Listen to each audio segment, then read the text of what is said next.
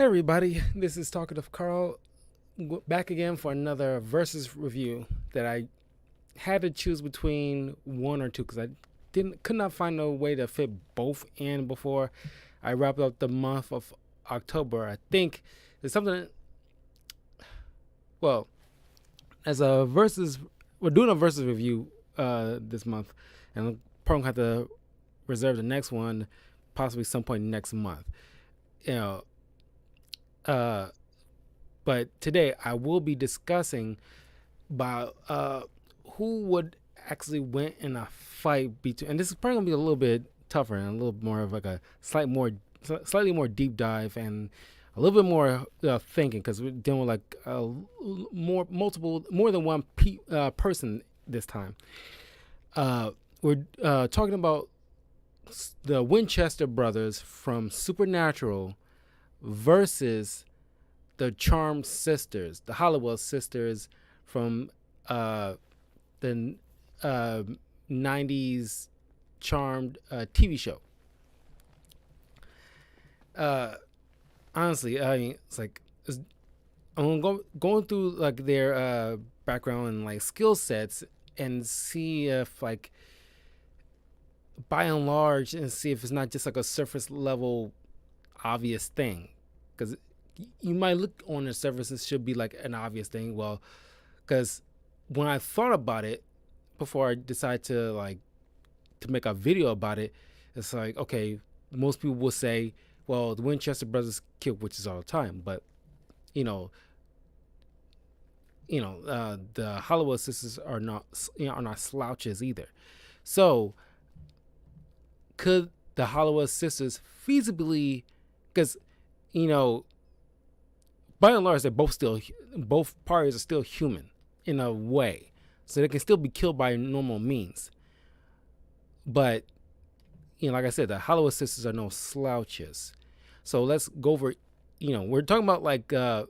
There's been like an alterate, well, like a change with the sisters because we're going by Piper, Phoebe, and Paige instead of Pepper, Prue, and Phoebe because we're doing like the peak, or at least like the in their prime kind of situation.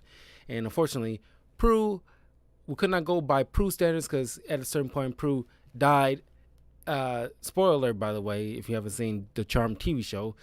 But after like the first or second season, I'm pretty sure it was like a second season when like Prue died, and eventually Paige came into the mix as a half sister, because behind the scenes, Prue, or at least the actress who played Prue, uh, uh, left because she was diagnosed with cancer and going through chemo treatment. She's better, but it's just like, she couldn't continue. I think there was like other extenuating circumstances too for her leaving the show. But we're going by, the main, because since Paige has gone through multiple seasons with the other two sisters, so she's like the part of the prime.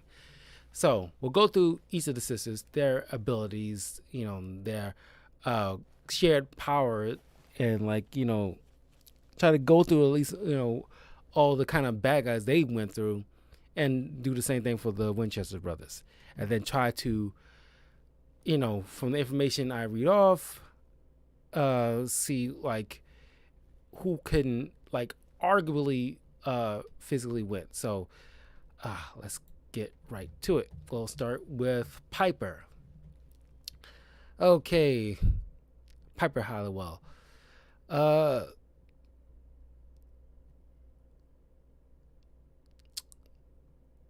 well, she was the Prue was the oldest one.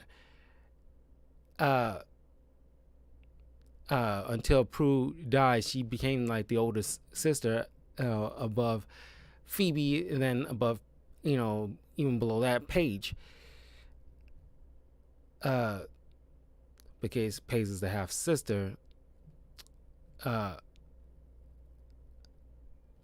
Piper was born on August 7th, 1973, making her a Leo, which is funny because her husband uh, is named Leo. Uh, she was born a Wiccan. I'll go through her power set in a little bit. Um, she was quite like a shy person at first until, you know, it took some time before she eventually became more like the strong uh, will, kind of like the glue that held the sisters together, the more maternal, and eventually the leader of the three. Uh, uh,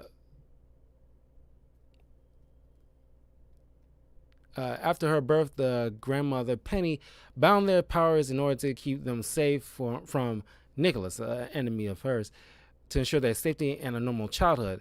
Penny erased all magic-related memories, causing them to forget about magic and their abilities. In her teen years, Piper didn't quite know where to fit in. According to Prue, she was like Jane Brady. Piper also felt she was ordinary compared to her sisters, Prue and Phoebe. However, Grounds reassured Piper that she was special, that she was kind and caring, and the best little helper Grounds had. She graduated Baker High School in 1992, but didn't yet have the courage to go away to school and stay home throughout her college career. Eventually, she graduated and became an accountant at her bank, even though it was her desire to become a chef, which she eventually became. But for the longest time, she had this famous nightclub called P3, named after the three sisters. October 7th of 1998, Piper's younger sister Phoebe returned from New York after spending 6 months there.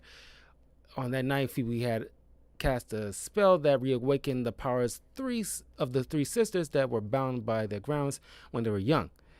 Both Prue and Piper did not believe Phoebe when she told them that they were witches. Soon after, Piper discovered that she had the power to freeze time, as she initially thought. Later revealed that her powers worked through manipulating molecules, freezing Chef Moore during her job interview and believing her youngest sister. At first, Piper was confused and hated being a witch, not sure from where her powers came or if she was truly a good being. She tried to keep the magic down. However, she couldn't fully control her power and often froze the scene when she began to panic. Phoebe convinced her that Piper was good since she was the most caring person Phoebe knew. Piper, still not sure if she was truly good, went to a local church.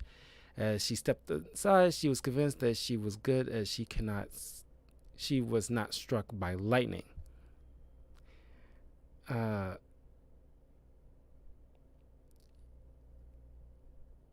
Eventually met Leo Wyatt, who later becomes her husband and the parents of her two boys.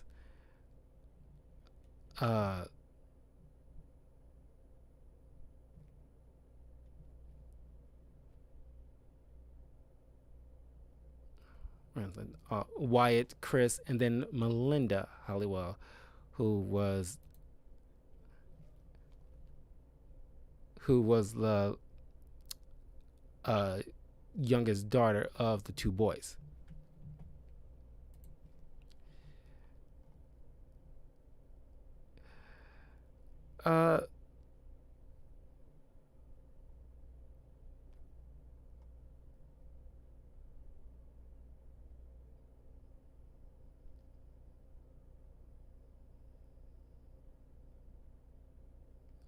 It was on May 17, 2001, Piper's elder sister Prue was killed in battle by the demon Shax. The sudden loss of her sister was devastating for Piper and Phoebe, but it had hit Piper harder. Her emotional rage caused her to act recklessly towards demons and get herself turned into a fury. After Prue's funeral, the two sisters found out that they had a half-sister named Paige. Piper had trouble accepting Paige as a sister. When she was turned into a fury, Paige caused Piper to break down and reveal how she felt about Prue's death. She was angry at Prue for leaving her, believing she couldn't survive without her. Finally revealing her true emotions, Piper turned normal again and could start to mourn Prue and accept Paige as her sister. You might, hear that again in the page breakdown. Uh,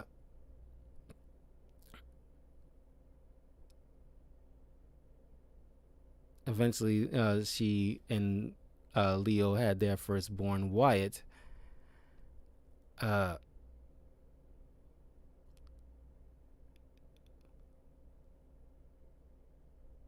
she was, it's not the first time she turned into some kind of mythical creature. She once became a goddess herself, and like, and a Valkyrie. So we'll get to that soon. But she later became pregnant with Chris.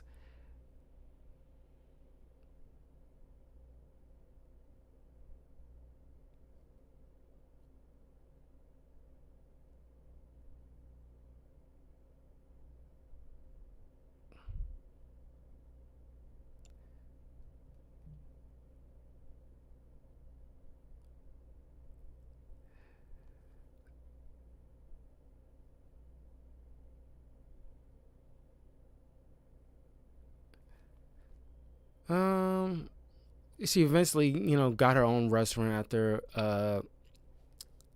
she well, she wanted to have her restaurant first, but the restaurant business is always like a spotty situation of opening something like that up. But eventually, the club did so well she can confidently make a restaurant herself and being like the head chef and everything like that as her goals, and making that like a huge success. She later in life became her a grandmother. In the year 2050, her and Leo had a happy, healthy life at the manor. And then, of course, she still possessed the Book of Shadows, which we'll get into later on. Her basic powers as a witch: spell casting, potion brewing, scrying, the ability to locate a person or object using a scrying crystal on a map, mediumship, the ability to see and commune with spirits of the dead. Of her specific power is molecular manipulation, or able to freeze time, uh, or such things as combustion, like speeding up molecules to the point where they explode, or deviation, be able to deflect magical abilities being thrown at her, like energy blasts or fireballs. Molecular acceleration, uh, which is like the uh, uh, igniting something. She also has like the power of three, the collective power of the sisters, which enhances their already individual powers as witches.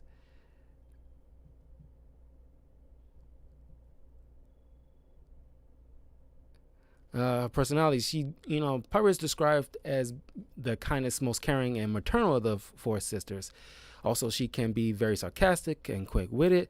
Over the years, Piper grew from the meek, shy, and very much arbiter middle sister to a confident, charge-taking, quite comedic, cynical woman. Piper was often described as the glue that holds the family together. When it comes to magic, Piper hates the constant demonic attacks, or hated the constant demonic attacks and her sacrifice of a normal life.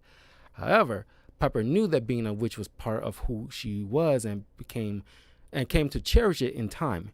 Realizing that she would not be able to save innocence without her powers, Piper accepted her destiny as a charmed one. Over the years, Piper has been shown to have a temper, and it has been fairly evident on many occasions, such as blowing up Leo. A very notable moment when she blew up her bedroom door after a heated argument. Gideon has even mentioned that one of the enemies has even mentioned that her temper is worse when she was pregnant.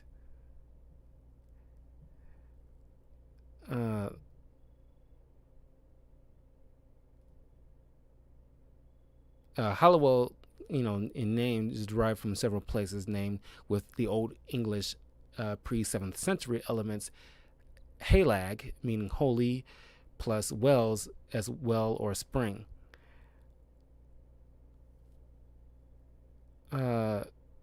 Piper, a name that came from a surname given to those who played the flute pipe. Piper was the first and last sister to write in the Book of Shadows, which is like a book that,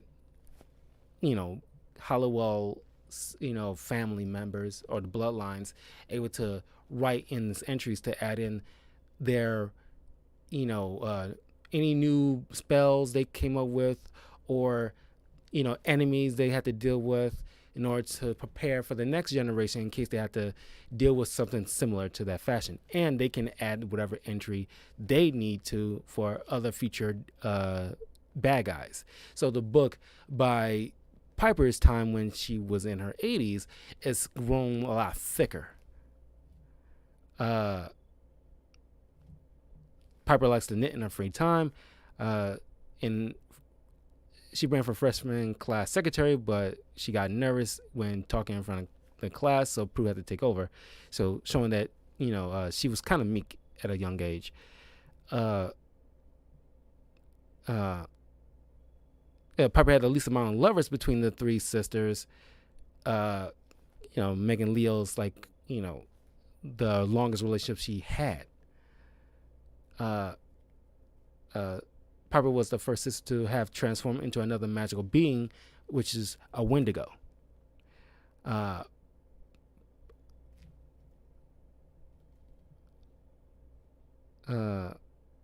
was the first to discover her powers.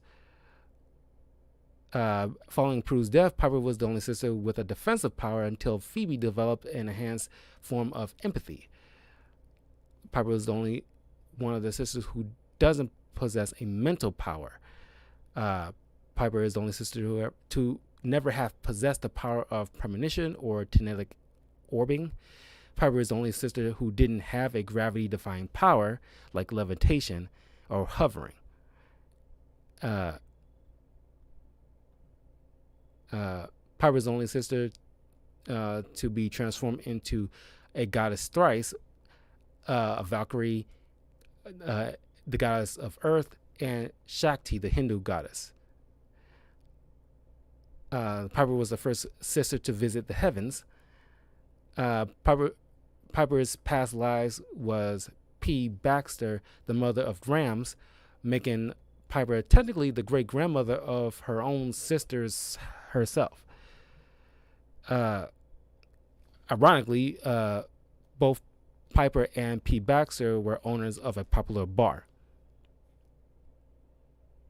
Piper is the only charmed one whose past life did not have a power related to the elements. However, she is the only charmed one who is able to do so. Piper died twice from non-magical reasons. The first time from aurora fever. The second time was she was shot by Alice Hicks when the sisters were exposed as witches.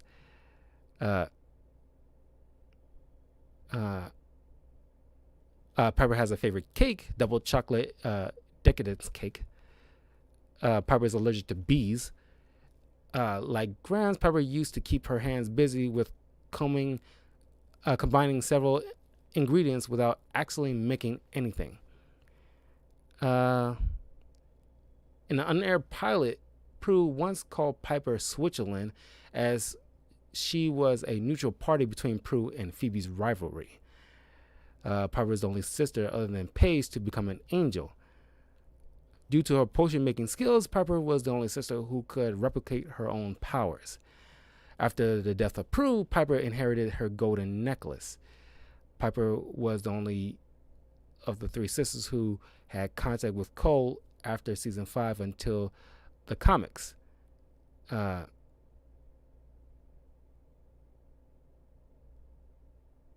the only sister who had never had a different hair color of all the sisters. Golden necklace. Oh, nothing magical there. Just a necklace. Okay, a bit of trivia. Uh, in 2007, AOL named Piper the greatest witch in television history. In 2008, she fell to third place on that poll, but still remained the highest among the charmed witches. Holly Marie Combs originally auditioned for the role of Prue, while Shannon Doherty auditioned for Piper. She said that the WB wanted her to read the role of Phoebe. Holly Marie Combs has appeared as Piper in every single episode of Charmed, including the unaired pilot. She is the only cast member to attain the Charmed perfect record. Piper is the first sister we see in Something Wicked This Way Comes, and the last sister we see in Forever Charmed. Holly Marie Combs has given birth to 3 children, just like Piper. However, Holly has 3 boys. Uh, uh, she's the shortest among the charmed ones.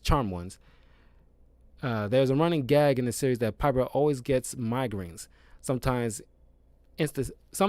instances are when she says, "I'm getting a migraine," and "Pardon my past." And even in the final television episode, Forever Charmed, when she visits her future, and when offered cookies, she says, "I think I'd rather have an aspirin." And later in that same episode, "Don't ask, you'll get a headache to yourself." Piper's counterpart in the reboot series is Melvira, a lesbian and women's rights activist. While Piper's powers are molecule-based, Mel's powers were temporal.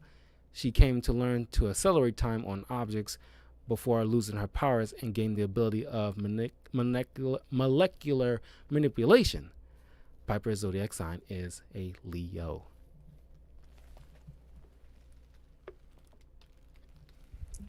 If you don't mind, I'll take off this jacket. I'm getting kind of warm.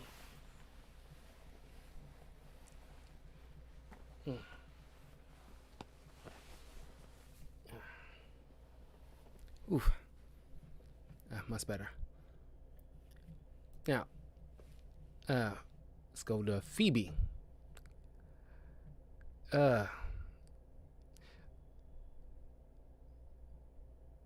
Same pretty much origin story about binding her powers.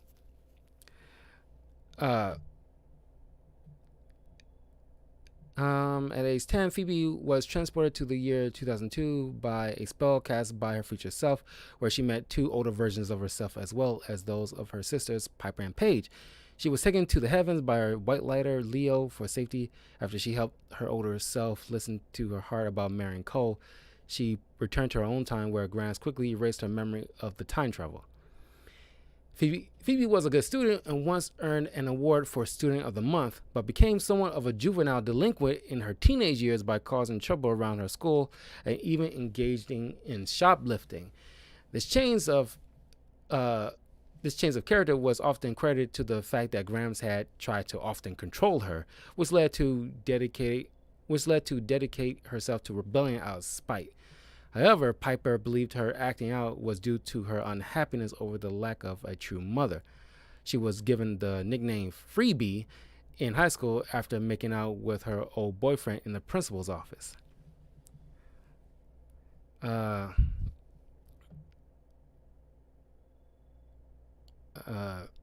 Following the death of Grant, she was in New York for like 6 months. She was spending 6 months in New York, but came back, after the death of the grandmother. While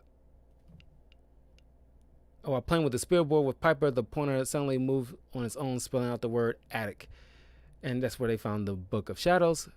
And then Phoebe reawakened their powers.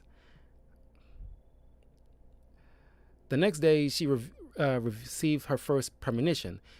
The 2 sisters getting hit by a car, which allowed her to prevent the accident, though it came at a cost of her being injured. But Prue and Piper initially did not believe her when she told them that they were the charmed ones. But they were forced to acknowledge as the truth when they each manifested their own powers. Later, all three sisters managed to tap into the power of three and vanquish Jeremy. Uh, Unlike her sisters, Phoebe embraced her destiny as a charmed one with open arms and convinced them to embrace their magic as well. With the help of their magical destiny, she and Prue were finally able to heal the rift that stemmed from the dramatic differences. However, as, as the least rule abiding one of the four sisters, Phoebe frequently saw magic as a tool which led her to often break the most basic of Wiccan rules. Magic is not meant to be used for personal gain. Her disregard for the restrictions eventually led her to her active powers of levitation and empathy being stripped from her after she excessively exploited them for her own personal gain. This served as a hard yet necessary lesson, given that while it finally taught her the importance of rule abiding, it often meant that she was forced to learn to depend more on her personal self, such as her basic common sense, her natural spell writing talent, and of course her academic knowledge of magic.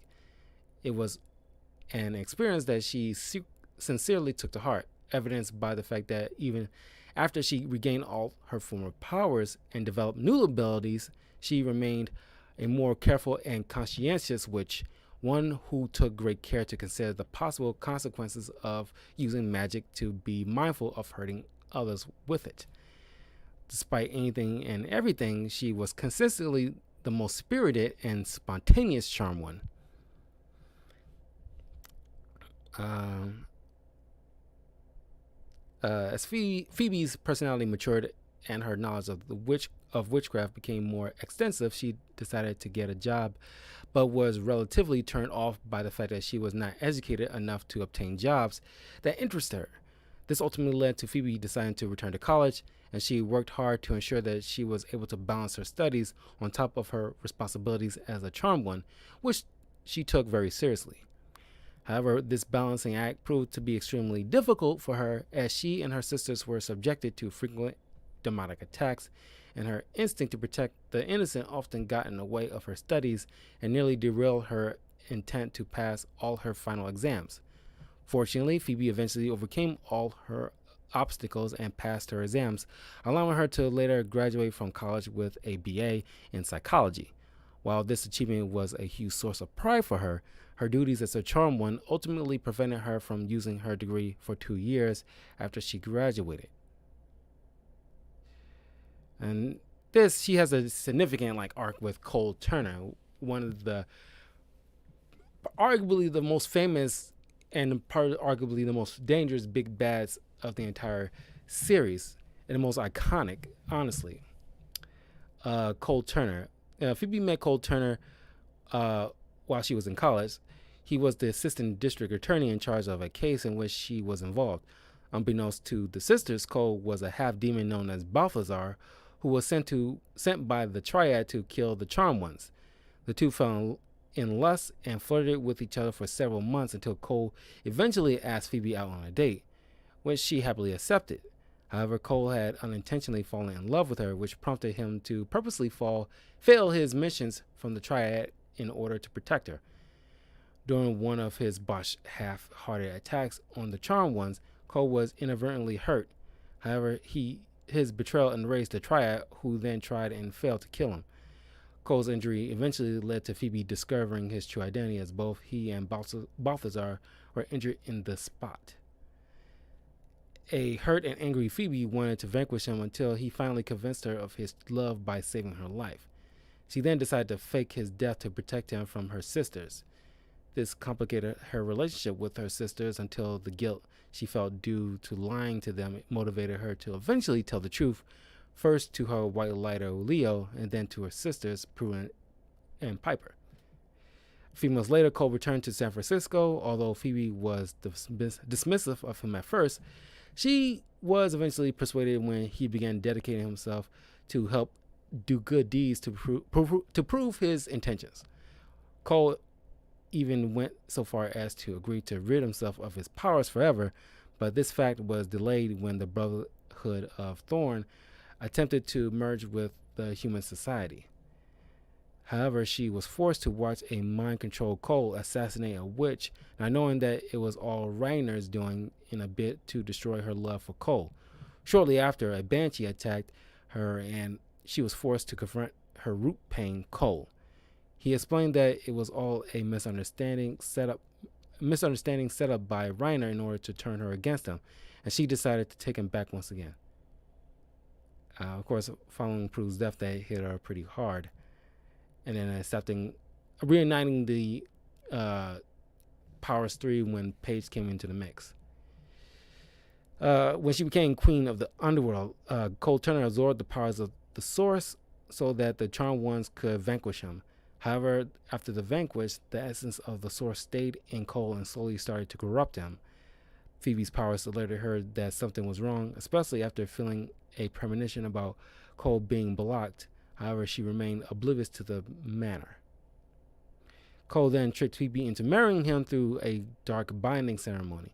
Shortly after, Phoebe found out that she was pregnant. With the pregnancy, she began manifesting the ability to shoot flames from her hands and the power of teleportation. When she found out the truth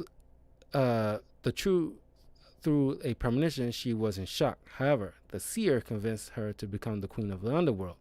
She then vanquished an evil wizard who was trying to take Cole's position as the Source and join Cole as his queen. Phoebe then tried to live the life of the Queen of Evil, but a combination of pregnancy hormones and demonic tonics made her so cranky that she ended up vanquishing 5 of Cole's best demons. Because she missed her sisters and because saving innocence was who she was, Phoebe then tried to play both sides of good and evil before realizing she had to choose one. She later discovered that Cole knew about the seer's tonics and completely eating away at her good nature. Shortly after, she found out that Cole killed one of her innocents, and she chose to rejoin her sisters in opposing him. Together, they cast a spell which used the power of their ancestors to vanquish Cole. Because of Cole's death, the Source had completely taken over the unborn baby Phoebe was carrying. After the child was stolen by the seer, Phoebe came to terms with the fact that even Spawn never truly belonged to her. She eventually divorced Cole. And she later vanquishes Cole. In 2003, Phoebe discovered that besides being a witch, she was also destined to be an empath, gaining the ability to feel other people's emotions. Initially, Phoebe was excited to have gained a new power, but eventually grew to fear it as she recalls how it almost killed Prue. However, Leo explains that her becoming an empath may have happened a little early because she was meant to use her new power to save Piper, who became trapped in an emotional cocoon when Leo became an elder. After saving Piper, who because of her hidden emotions had become a Valkyrie, Phoebe attempted to gain control over her new power, though it proved to be difficult, especially with her and Jason Dean's growing feelings for each other. Over time, she began to find some control over her empathic abilities. With Piper's blessing, she moved to Hong Kong with Jason.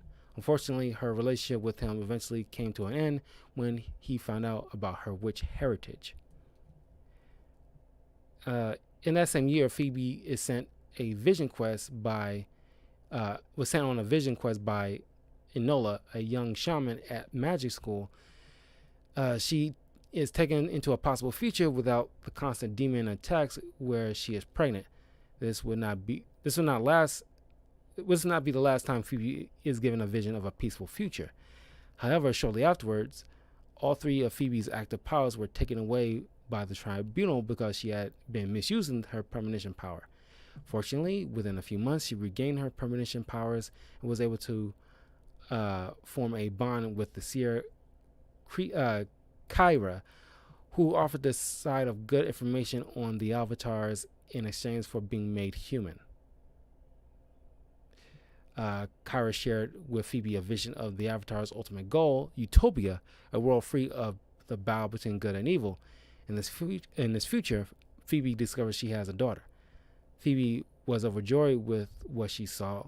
However, she soon realized that the Avatar's future involving killing people who didn't fit their perfect world and convinced her sisters to stop them.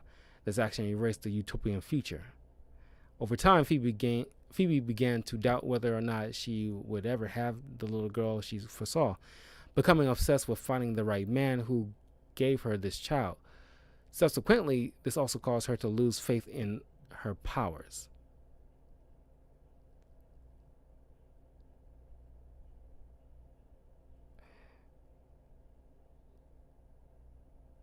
She eventually met Coop, uh,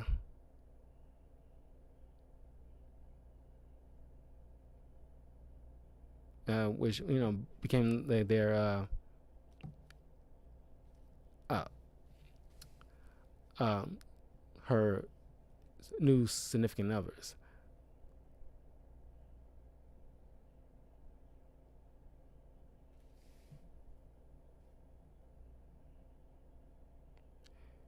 She eventually married Coop, and they had their baby Prue.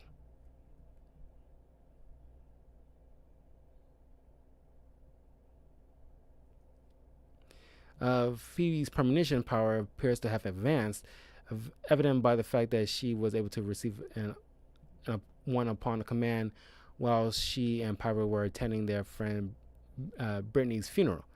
She wanted to know how Brittany died, so she impulsively touches the coffin and receives a premonition, seeing Brittany looking very old. She explains to Piper that she's as old as when Javna stole her youth nearly 10 years before. Later that same day, she regained her levitation power. While looking through the Book of Shadows in the manor, she receives a premonition so powerful that it causes her to hover in the air. As she levitates, she foresees all the innocents that she and her sisters have saved in grave danger. A couple of days later, she regained her gift of empathy. While at work, she was reluctant to take part in Elisa's latest publicity stunt until her empathy power kicks in and she feels the incredible love of a couple who turned out to be Romeo and Juliet. When she got home, she shared happy news that her empathy powers are back. It is during this time that Phoebe decides to write a book.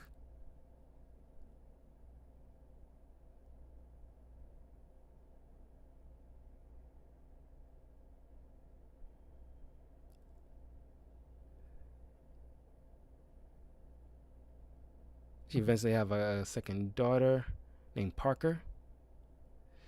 Later in life, with the destruction of all the strong demons of the past, Phoebe was finally able to have a normal life. She still helped innocents, but things became much calmer than her early years. Phoebe continues to give advice through her advice column in the Bay Mirror to all who needed it, but was more interested in helping her readers find love. Phoebe also publishes a new best-selling book called Finding Love. She was last seen with her husband Coop rushing off to the birth of their third daughter while Billy tended to their two other girls. The magical lives of Phoebe and her sisters as the Charmed Ones are written in the history books of Magic School, as well as their own Book of Shadows, which has grown thicker by the time they are 80. Her overall witch powers, spell casting, potion brewing, scrying, mediumship. Her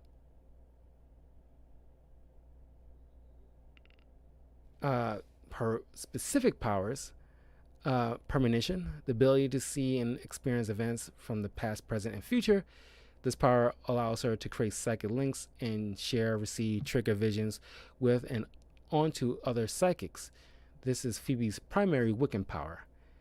Intuition, the ability to sense when something is about to happen before it does. This allows her to sense and predict attacks. Astral premonition, the ability to receive visions of the future while simultaneously astral projecting into said future. Levitation, empathy, psychic reflection, the ability to reflect emotions and or memories back onto a person or onto another being. Channeling, the ability to draw upon the powers of other beings, thus allowing the channeler to harness or exploit the activated powers of those they are channeling. Deviation, Phoebe can deviate attacks back at enemies by channeling their emotions. Power replication, the ability to channel and replicate the powers of other magical beings within close proximity. Of course, the powers of three, high resistance. Uh, with the powers three together, uh, this is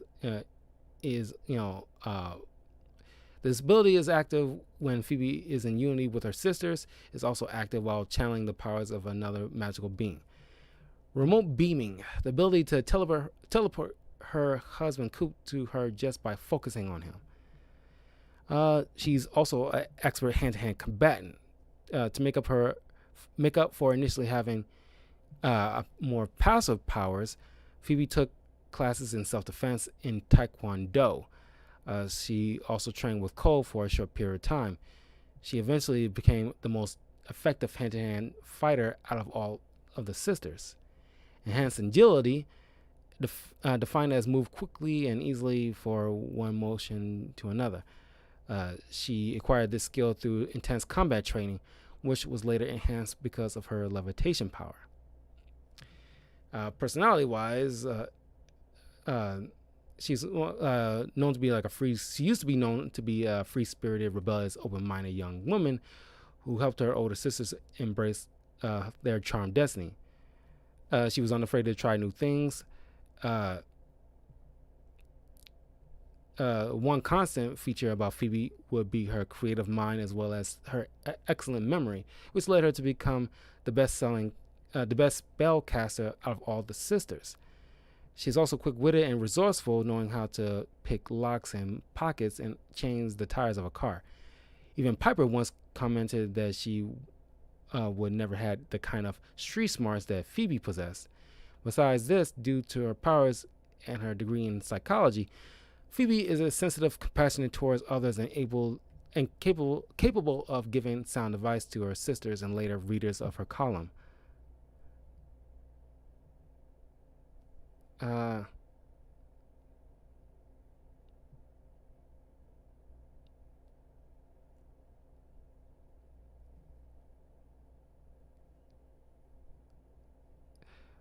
But Phoebe was more susceptible of being influenced by evil than her sisters.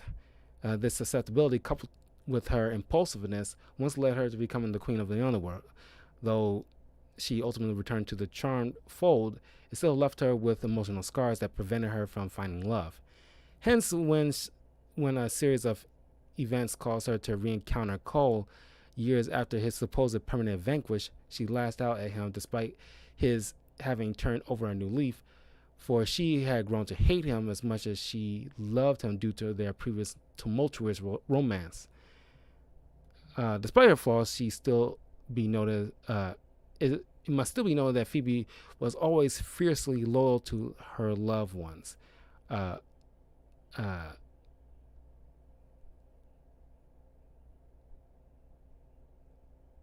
She was also able to turn the loss of her active powers into somewhat of a valuable life lesson instead of a punishment. She established herself as still being a powerful force to be reckoned with through her magical skills she retained, such as her common sense, her formidable spellcasting talent, and even her potion brewing abilities. Uh, uh,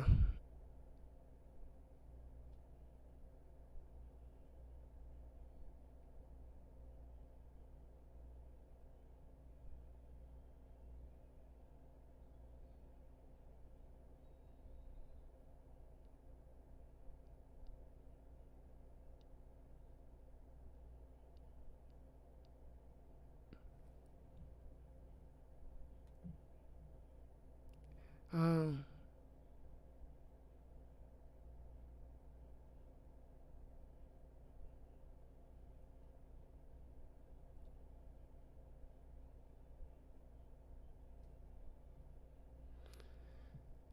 uh, mm, this one.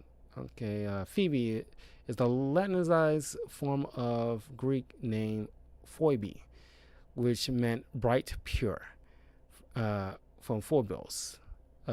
Foibles. In Greek mythology, Phoebe was a titan associated with the moon. This was also a an epithet of her granddaughter, the moon goddess Artemis. This name appears in Paul's Epistles to the Romans in the New Testament, where it belongs to a female minister in the church of Chinchare in England. In England, it began to be used as a given name for the Protestant Reformation. A moon of Saturn bears this name in honor of the Titan. And of course, the same thing with the Halliwell you already heard before.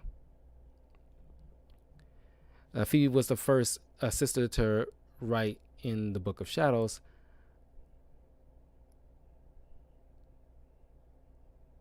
Write a spell in the Book of Shadows. She became a mermaid once. Her favorite band is the Flaming Lips. It's mentioned several times that Phoebe's favorite story was Cinderella. Phoebe is the author of the most powerful spell of the charm once, the most powerful spell the charm once possessed. Phoebe was the first sister to create her own spell and also brew her own potions. In early season 1, Phoebe would recite the power of 3 spells with her eyes closed. Phoebe had 4 magical transformations due to Cole: a banshee, a 1950s housewife, aka Samantha Stevens of Bewitched, queen of the underworld, and a mermaid. Phoebe's astrological sign is Scorpio, like her older sister Prue and her ancestor Melinda Warren. Phoebe is one of the only witches shown on the screen to manifest her powers from the womb. Patty Halliwell had a premonition of 3 sisters going to the past in that 70s episode while she was pregnant with Phoebe, and also had a premonition of Piper's wedding day on the day of Phoebe's was born. The other witches are Wyatt Halliwell, the unborn source, and Melinda Warren. When the sister's ancestor, Melinda Warren, looks into the future with her power of premonition through Phoebe, she tells them that she sees many more generations of my beautiful daughters.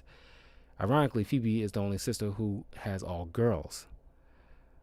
Phoebe is also the only sister to continue the tradition of giving her children names that begin with the letter P. It's kind of like when my father, because my grandparents named their children Kiri, Carl, and Karen.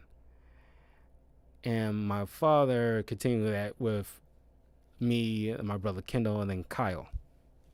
So it's kind of funny. I kind of want to do that too, but I don't know. If whatever wife I'll have in the future, I might be lucky enough to just have a son, just name him after me. I'll just be lucky with that.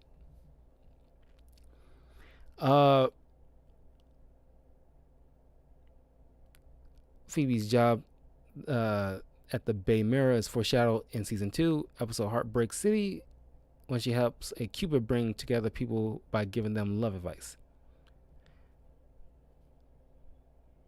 She's a fan of Sex and the City. Her hair and clothing style changed the most out of all the charm ones. Phoebe's the only charm one who didn't have braces during her teenage years. Phoebe was the first charm one to have her powers advanced. Phoebe was, or thought she was, pregnant by both her ex-husbands, but never ended up having children with them. The unborn source with Cole was never born, and Phoebe turned out not to be pregnant with Dex. Phoebe says to prove that they had a deal that she wouldn't use her active power on her until she has an active power to use on Prue. In this, she foreshadowed her own power of levitation. Phoebe is the only charm one to be sent to jail in the past, present, and the future. Phoebe's only sister not to have 2 sisters killed in the same time where she survives. Prue lost both Phoebe and Piper during Deja Vu all over again. Piper lost both Phoebe and Paige lost both her sisters. Deja Vu all over again. Prue lost both Phoebe and Paige, and no, Prue lost both. Yeah, Phoebe and Piper in Deja Vu all over again. Piper lost Phoebe and Paige in Witch in Time and killed Billy, and Paige lost her sisters in Someone to Witch Over Me. And once upon a time, a brief glimpse of Phoebe's personal legal records is shown while Cole was reading them in order to try and pretend that they have common interests. This revealed several snippets of personal information about Phoebe, including her favorite film is Kill It Before It Dies. Her favorite artwork is The Birth of Venus by Sandro Botticelli. Her favorite book is Sense and Sensibility by Jane Austen. Her favorite song is Bittersweet Symphony by The Verve. Phoebe was the sister to the most interested in the first. Phoebe was the sister to be the most interested in magic, and the sister who was the most interested in being a mortal in early season 8.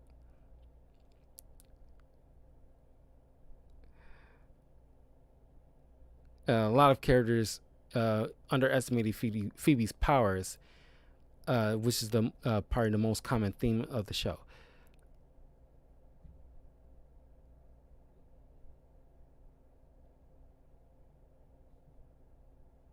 Phoebe is the only sister to have traveled in time in all seasons. In an alternate reality created by Lord Dyson to kill Lady Godiva, Phoebe was married to Leslie St. Clair and had an unspecified number of children with him. All of Phoebe's powers manifested in the first episode of a season. In 2007, AOL named her the 7th greatest witch in television history. Alyssa Milano portrayed the character in all but one episode during the series run, placing her second behind Holly Marie Combs, who appeared in all 179 episodes. The exception was the unaired pilot, in which Phoebe was played by Laurie Rome, who left the production after one episode. According to the release information, the reason behind that was because the show's theme was controversial to her religion. Ariel, the Little Mermaid appearance was based on Alyssa Milano, who was 16 at the time. Alyssa later played a memory of the show. Both Phoebe and Alyssa are vegetarians. Phoebe and Cole were briefly referenced in the movie Big Fat Liar when Amanda Bynes said, "So I was watching Charmed on the WB television network last night, and right when Alyssa Milano was about to cast a spell on her cute demon boyfriend." Phoebe's counterpart in the reboot series is Maggie Vera, who is a college freshman with the power of telepathy. She was the only sister to have a different power, but still requires physical touch to be effective. Two other similarities are Maggie's major in psychology and her relationship with half-demon Parker Kane. In season 2, she lost her powers and gained the ability of foresight. Phoebe's zodiac sign is a Scorpio. Whew. I know, this is, like I said, this is going to be like a minute. Hey, Daniel, sorry I didn't see you. It's like, yeah, this is Dante's Devil May Cry costume. Just reading off these little tidbits here. Okay. Finally, Paige.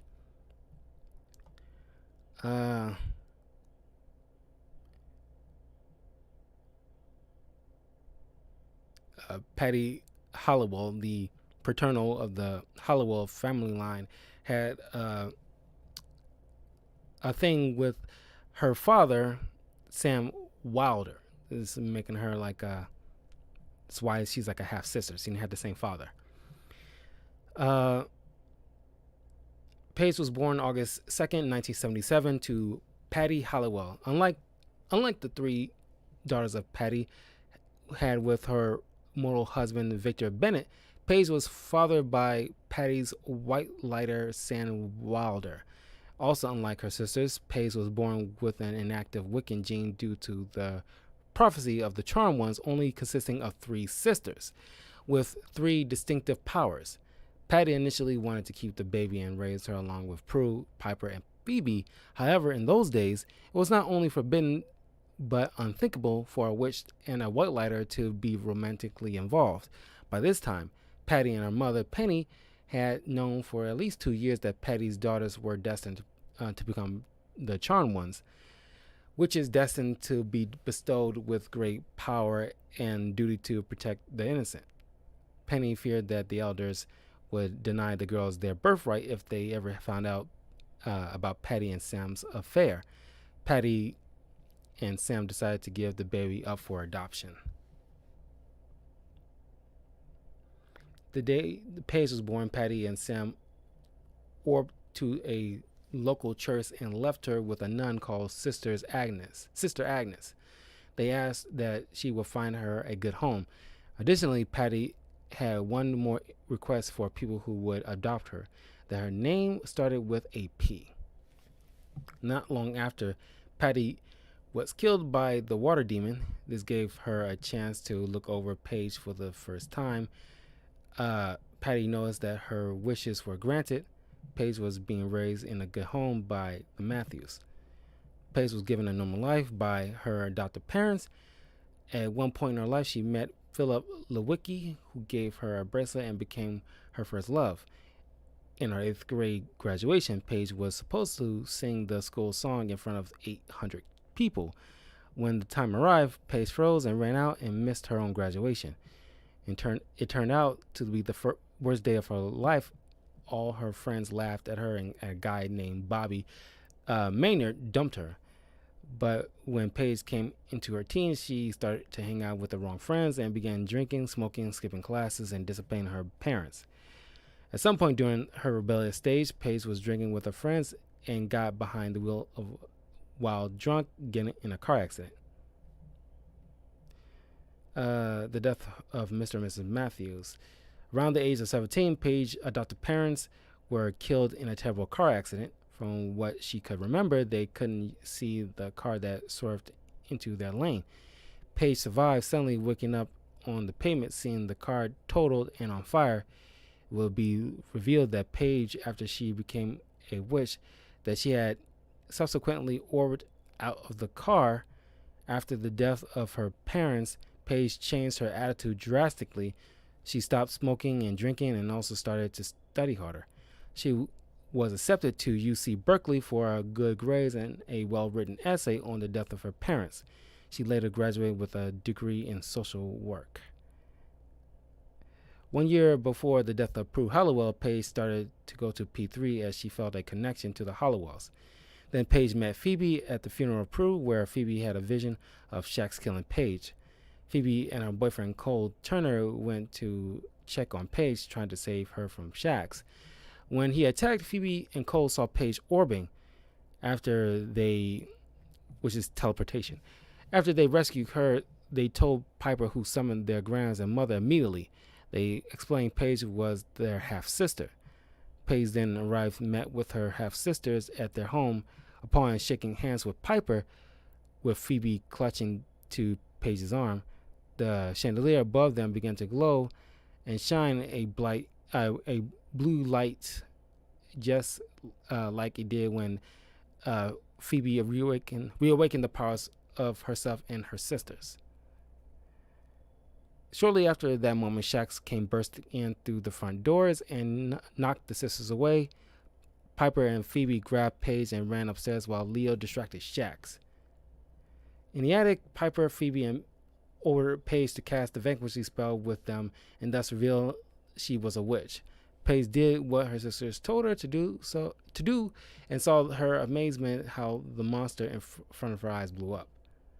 Shocked and in disbelief, Paige ran off to her boyfriend Shane, who was at the hospital.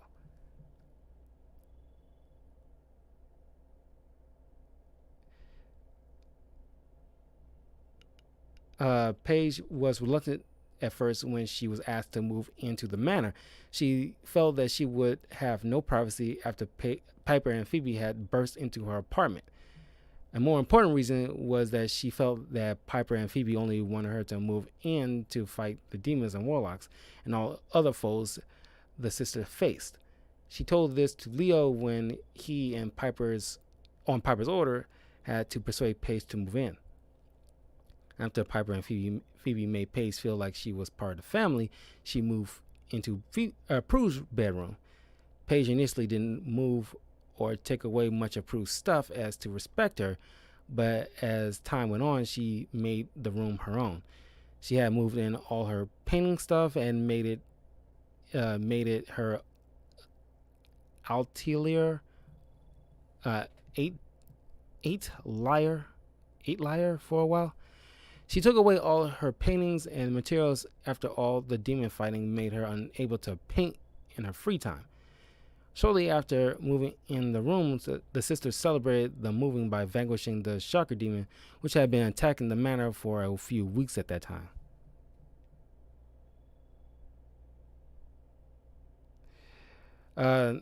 She eventually dealt with her, came to grips with her parents' death that she felt responsible for. Okay.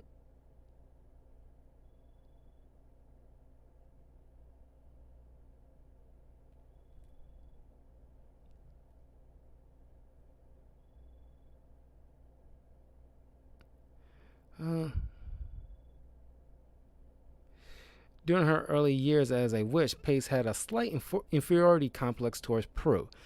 Paige was jealous of the fact that Prue was a powerful witch that also had a full-time job, while Paige, who quit her full-time job, hadn't quite mastered the skills Prue had. This left her feeling disappointed by the fact that she hadn't mastered Prue's animal conjuring spell. Besides this, Paige felt that she had to work extremely hard to become accepted by her sisters and try to fill Prue's shoes. When Barbas, the demon of fear, attacked the charmed ones, he used that weakness to shake her. Overall, Paige was able to overcome it once and for all when he attacked them head on. The potion, originally meant to vanquish the demon, was knocked back and smashed on the floor.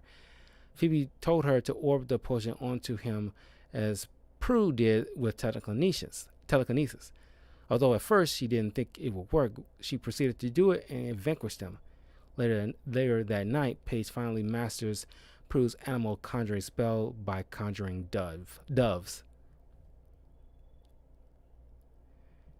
She eventually took on White Lighter duties.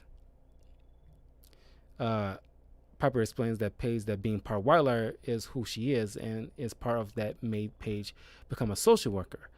Piper explains that is their compassion, not their powers, that separates them from the bad guys, and also that part that she can never afford to lose.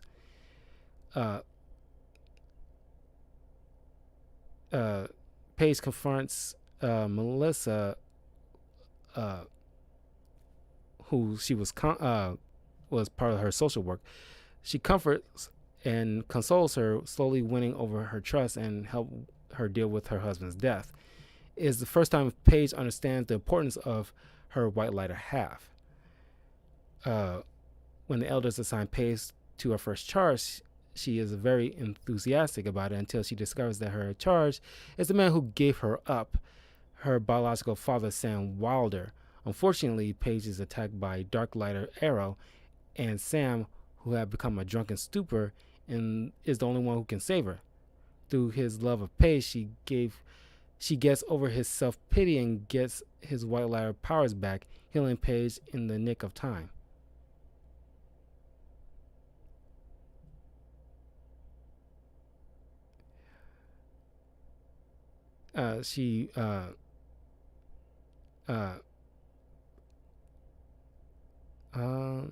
We started becoming like teaching at the magic school. Leo had recently became mortal, so her sister decides to have him take her place as head of a magic school. Following this, Paige took on a full-time White Lighter duties, becoming the guide of witches such as Mitchell Haynes and a witch from New Zealand. Another one of her charges was Joanna, a future wildlighter who, with Paige's help, was trying to get herself out of an abusive relationship. Paige was devastated after finding Joanna dead at the hands of the demon Zanku. After vanquishing Zaku, Paige, her sisters, and Leo faked their deaths and took on other identities under the glamour.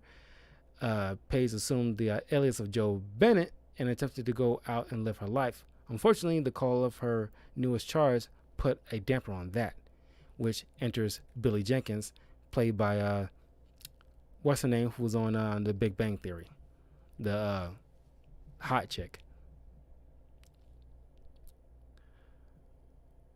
Uh,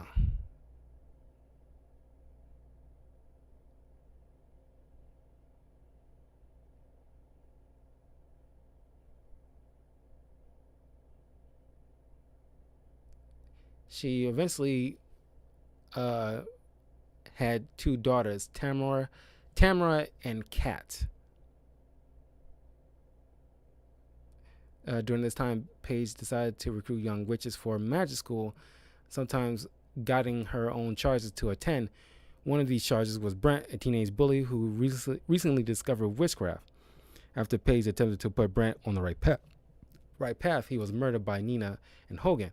Paige was devastated by this and swore to protect the sisters' other innocents from the new threat, and gladly declared that they were going to kick some underworld ass.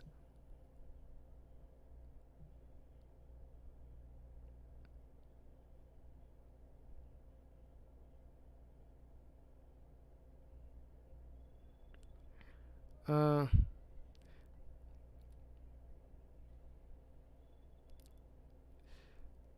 Paige goes to this is the first time she meets Prue. Paige goes to is a comic. Paige goes to Salem, Massachusetts, to recruit a young witch named Sarah for magic school. However, upon arriving at her place of work, Salem Witch House, she discovers Cole guarding the door. Despite his protests, Paige orbs into the house and meets a woman named Patience, who urges her to leave. However, wanting answers, Paige grabs Patience's soda, which causes an explosion, and Paige's leg disperses into orbs. Uh, Patience tries to tell Paige. Patience tries to tell Paige that she is actually her sister Prue, though Paige does not believe her. After they match wits and powers, Paige agrees to hear her out. She orbs them back to the manor and then goes to get Piper and Phoebe to tell them of Patience's claims. Upon seeing the woman, Piper and Phoebe immediately recognize Prue's soul and reunite with their sister. Paige, however, is in shock from it and orbs to Henry's office, though Henry is frozen along with the rest of the West Coast due to the sisters being powers being out of whack. Paige vents to them about the overwhelming feelings of Prue being back. Paige then goes back to the manor and readily brews vanquishing potions for Prue and Piper to vanquish demons with. While doing so, she then talks with magic school faculty member Bailey about how she doesn't know if she can still be considered a charmed one now that her sister is back from the dead. Paige then suggests that she strips her powers and give Prue back her place in the power of 3 to correct the balance. Prue, however, takes the potion herself, stating that it was time for her to move on, telling Paige that being a charmed one is her destiny. Sometime after this, the world's magic suddenly shifted from magical beings to mortals, which caused enormous chaos. Worse, Paige and her sisters lost all their powers, rendering them defenseless, though Prue had gained all her sisters' powers. After her powers were returned, Paige joined forces with her family, Daryl and many of her friends, to fight against Rennick and then back the nexus of all. By entering the nexus, her powers were momentarily expanded, though she and her sisters were unsuccessful at taking down Rennick. Prue managed to steal his magical possessions, the Embryo Sword and Grimoire, and use their powers as well as the power of the Nexus to vanquish Rennick and then restore the world to its order.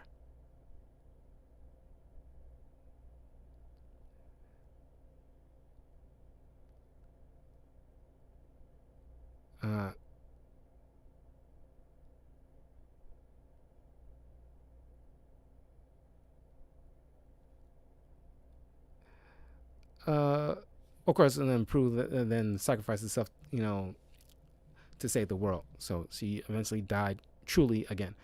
Later in life, Paige continued to live her life as a full-time white lighter devoted to protecting her charges and nurturing the next generation of witches.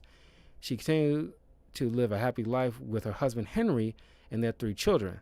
The magical lives of Paige and her sisters, as the Charmed Ones, are written in the history books of the Magic School, as well as the Book of Shadows. Her specific, powers beyond the normal witch stuff: telekinetic orbing, able to move objects with a mind, deviation, remote orbing, warp shielding, white lighter powers, teleportation, pretty much is what orbing is, glamoring, the ability to change one's appearance into a form of another, hovering, healing, photokinesis, the ability to create and manipulate light, sensing, the ability to locate charges. The power does not work when one of her charges is in the underworld or vice versa. Cloaking, omnilingualism, the ability to understand or speak and read any language that her charges speak without training for it. Other powers with the powers 3 and high resistance. Personality-wise, Paige is very similar to her deceased eldest sister, Prue, in terms of personality. She is stubborn, strong-willed, and has issues with her biological father. One of Paige's main personality traits, and something that she struggled after becoming a Charmed One, was her independence. For over 20 years, Paige went through life as an only child, attempted to retain her independence after finding her sisters, though she still loved them and considered them a blessing to her, even if she sometimes had a little disagreements with Piper because of how different they are, much like Prue and Phoebe had. During her teens, Paige was a rebel like her older sister Phoebe. This changed after her adopted parents died in a car accident. With a white light of blood inside her, Paige has an inherent need and ability to help others, which led her to want to become a social worker. Although she initially struggled being a white lighter until she helped a woman, which helped her in return. Despite being half pacifistic, Paige can become judgmental, as mentioned by Phoebe. Paige is not one for tradition or mainstream things. She prides herself on what she calls her weirdness, and usually desires for her love interest to be weird as well. Paige also takes pride in being a witch and wants to be with men who fully accept her heritage.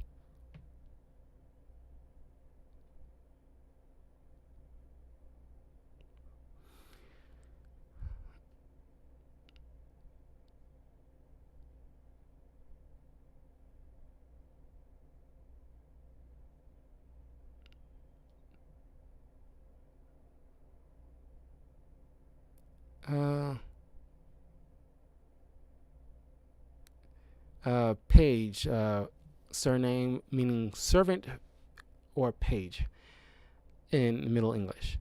It ultimately derived from Old French and Italian, Greek, and from Greek, padion, meaning little boy. Matthew is derived from the surname Matthew. She's also a Leo. Paige is White Halliwell's godmother. She has a knack for singing. Paige is a really good artist. Paige discovered that a vanquishing haiku could be used instead of vanquishing spell. Paige was good at chemistry during high school. Paige is ticklish on her third toe on her left foot and right below the neck. Only sauce her popcorn on the right side of the bag, and cries every time she watches The Wizard of Oz. Both Prue and Paige dislike Cole Turner. Like her older sisters, Prue and Phoebe Halliwell, Paige has gone through a rebellious stage as a teenager. Both Prue and Paige's true loves were police officers. Millie said that Paige has a big underwater fan base. Paige is the only sister that is a kind of angel white lighter at birth instead of a transformation. Paige is the only white lighter witch hybrid that hasn't used regular telekinesis as often as her telekinetic orbing. Paige is also the only white lighter witch to use regular telekinesis once in the entire series. Paige is claustrophobic. Of all the sisters, Paige has the most powers due to her white lighter side. Out of all the witches of the Warren line, she has the second most powers, the first being her oldest nephew, Wyatt Halliwell. Paige seems to have a good intuition and is an excellent tarot card reader. Both Phoebe and Paige's past lives were evil. Paige's past life isn't connected to the Warren line of witches. However, she does have an entry in the Warren Book of Shadows. Paige is the only sister who hasn't traveled into the future, only into the past. Paige is the only sister who has never seen as a child, only as a baby, teenager, and adult. However, since she found out one of her ex-boyfriends was married, Paige would often ask her many boyfriends after him if they were married, including Kyle Brody and the one who would later become her actual husband, Henry Mitchell. In season 9 comic issue, The Heavens Can Wait, Prue explained that the Charmed Ones could only exist with the power of 3, as each sister possessed one of Melina Warren's 3 powers and were prophesied to each inherit one of them. For this reason, Paige was born with inactive Wiccan genes due to proficiency stripping away her affinity to witchcraft. This theory explains why she had to touch her sisters to be able to recreate the power of 3 and awaken her powers.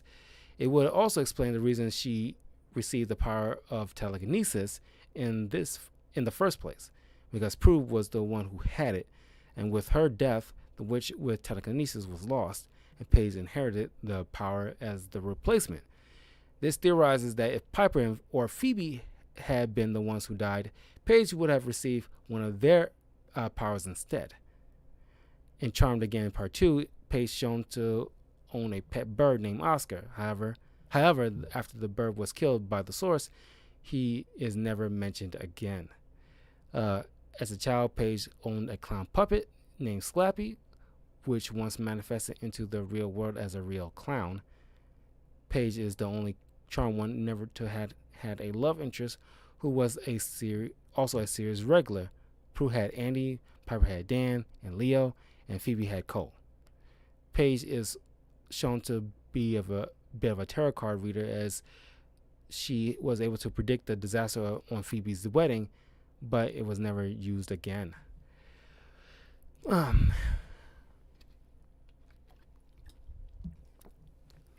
After the death of her older sister Prue, Paige was supposed to develop the power to move objects with her mind, but because of her white lighter half, the power was supposed to have manifested as telekinetic orbing instead.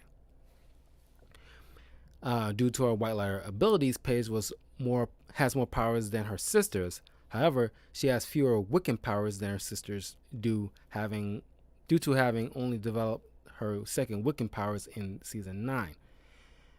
Paige is the last sister to develop powers on screen and is the first sister to develop a new power in the comics. Paige is the tallest of the Charmed Ones. Paige is like another daughter to Victor Bennett, the father of the 3 older half sisters. This comes as Paige's adoptive father died when she was a teenager and never had much to do with a biological one. Paige is the eldest nephew, Wyatt's grandmother. Paige's zodiac sign is a Leo. Besides Rose McGowan, actress that auditioned for the role of Paige Matthews were also Eliza Dushku, Sarah Brown, Soleil Moon Frye, Susan Ward, and uh, uh, Charisma Carpenter.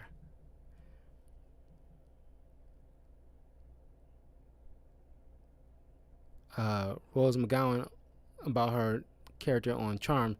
Paige is very close to my heart. I wanted her to be baby Lucille Ball, always getting in trouble, to be really unique in her own person. Rose came onto the series only thinking she would be on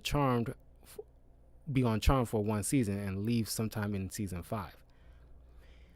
The reason Paige's hair changes color due to a mishap is because Rose McGowan was portraying Anne Margaret in the 2005 Elvis Presley biographical miniseries. Rose McGowan is also known as Tatum Riley in the first movie of the Scream trilogy. As witnessed in the movie, Tatum's death was caused by her large breast, which made her not able to fit through a garage flap door. In the Charmed episode Hell Hath No Fury, Paige magically got enlarged breasts after using her magic for personal gain. Brad Kern mentions it was a reference to her role as Tatum on Scream. Ironically, the street where the sister's house is located is called Prescott Street. Her character in Scream was best friends with Sidney Prescott. Rose McGowan is a known lover of old movie classics and actresses. This was referred to on the series in Charm Noir when she got struck in the book with Kyle Brody, or with a book. Paige's counterpart in the reboot series, Macy Vaughn, a combined version of herself and Prue. Macy grew up as an only child and excelled in science before moving to Hilltown, where she met her sisters and awakened to her power of telekinesis. Like Paige, Macy is a hybrid due to being a demon blood in her body, which made her a demon witch with powers of the evil eye and pyrokinesis. In the 7th episode, the second counterpart of Paige was introduced in Jada Shields, a half-witch, half-white lighter rogue who recruited Mel into her coven's cause. She was also Mel's love interest before they broke up. Now, I want to get into the Book of Shadows here, which is like one of their biggest tools in their toolkit.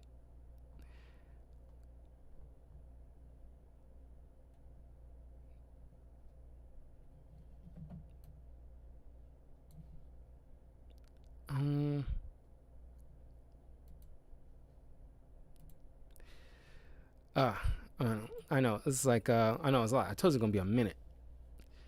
Okay. The Charm One's book was started by Melinda Warren, the progenitor of the Warren Halliwell line of witches, and is dated with the year of 1693 written on its cover page. This actually creates a small continually error within the series, as Melinda is known to have died in 1692. But it's possible that she created the book and her daughter Prudence started adding to it after her death. Although it was fairly small then, each succeeding generation of Warren witches had added numerous pages to it, including information that they came across and felt necessary to be recorded for future generations of Warren Halliwell witches. Among the earliest entries added to the book when Melinda was alive is a curse, possibly along with the entry which details the coming of the Charmed Ones in woodcuts, which mentions by Phoebe in Something Wicked This Way Comes, though this could have been done by a future descendant. After Melinda was burned at the stake, the book first passed to her daughter, Prudence, before being inherited by each generation of her descendants. Penny Halliwell often noted that she created most of the potion recipes in it. as evil witch vanquishing potion, though the only other entries we know for a fact that she wrote were the entries on the necromancer, the ice cream man, Gamil, the collector, and Ames. She also possibly wrote the Balthazar vanquishing spell, upper level demon vanquishing potion, and the spells to increase patience, to unbind a bond, to bind, to call the Halliwell matriarchs, and Nicholas must die. Patty added text on Barbas, the demon of fear, as well as the page on how to properly raise and nurture magical children. Uh, the Charmed Ones themselves has also added significant number of pages to the book, including information, spells, and potions for future generations of good witches. Piper added notes of the charm of confidence after her first attempt at casting the spell on a nervous and insecure waiter at Quake backfired as a result of her doubting the ingredients. The first spell they added themselves was the Woogie Man spell, or how to banish the shadow of the Nexus. Phoebe also added a page on Cole Turner, Balthazar's Balthazar's human half, including the personal information like his favorite food and hobbies, anything that could help for future witches after he broken her heart. This was reminiscent of the alterations Penny made to the Necromancer page, adding such things as like Clark's Gable movies to add in her getting over the end of their relationship. Additionally, Phoebe wrote an entry on the warlock Anton. Prue added her own animal conjuring spell before her untimely death. A few spells in the Book of Shadows are used for personal gain. No explanation as has been given to why such spells will be in the book, but it's likely that these spells were added to teach future witches about the consequences of personal gain, or because they served a magical purpose to deal with evils of the time. Many of the spells in the book required the power of three, to be effective, and were written before the arrival of the Charmed Ones. It is possible, knowing the prophecy of the sisters, that the Warren Halliwell line wrote these spells in preparation for the arrival of the sisters. At the end of the series, Piper, Phoebe, and Paige added their own entries regarding what they've been through in their years as the Charmed Ones in order to pass down the knowledge for future generations. Leo added the entry titled Tips for Future White Lighters, which detail information about white lighters and how to properly use the powers in case he wasn't around to teach his sons Wyatt and Chris himself. At the end of the series, when we are given a glimpse into the future, Wyatt and Chris Halliwell can be seen making a potion with the book laying aloft the tabletop. It can be assumed that the sisters retired from their demon hunting, allowing their progeny to continue the Charmed One's destiny.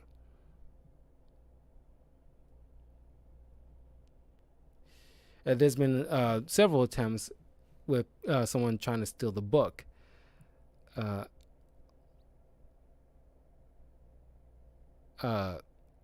Shapeshifters, Abrazaz, Cole Turner, Dante Lion,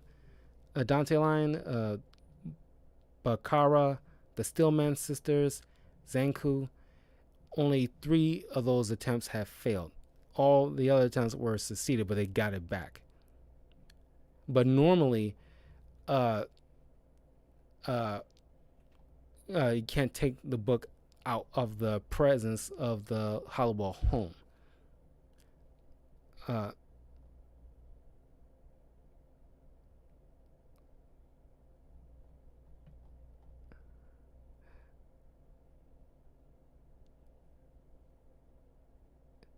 If you have like evil intentions, you won't be able to even touch the book. Or if you just evil in general, you like a demon or whatever, or a warlock, you won't be able to touch a Halliwell book. Normally, humans can easily touch the book, though.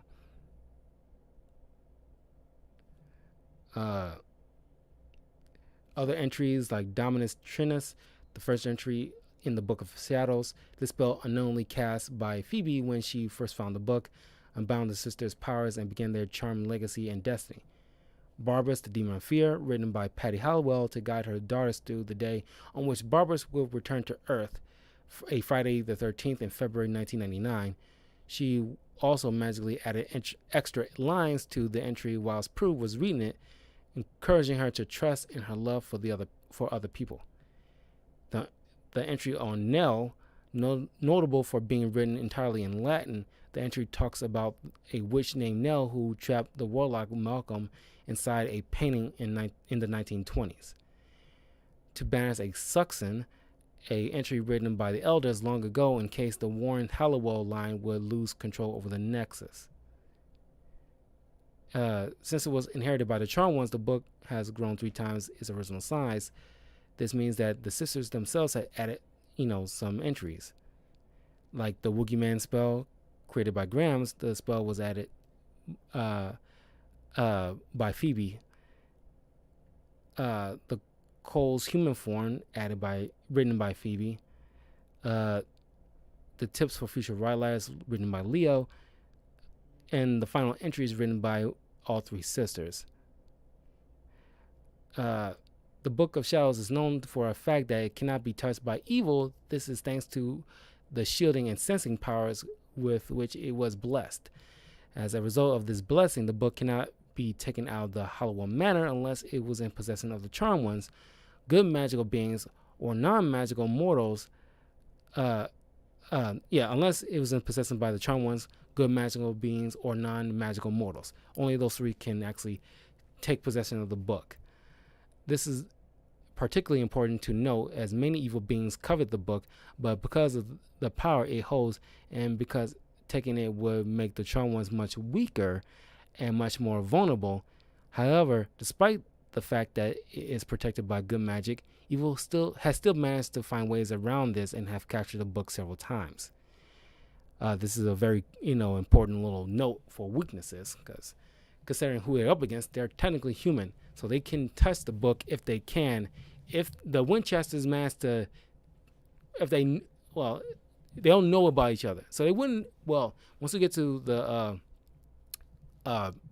Winchesters, we'll see if if the witches they deal with has any kind of similar traits like this, because a lot of known witches in like lore usually have like books, like Hocus Pocus. They have their own book, and if you take away something like that they use to keep their spells, normally that typically doesn't weaken them. This is kind of it's kind of like a special thing for the Charm Sisters, but it definitely cripples a witch if they don't have access to spells they don't know, off the top of their head.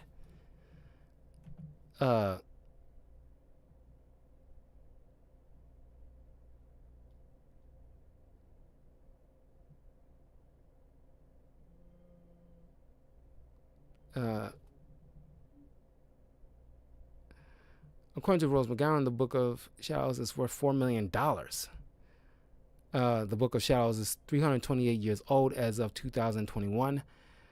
The picture of the Book of Shadows or the title page can be seen on disc 1 of the Charm DVD set.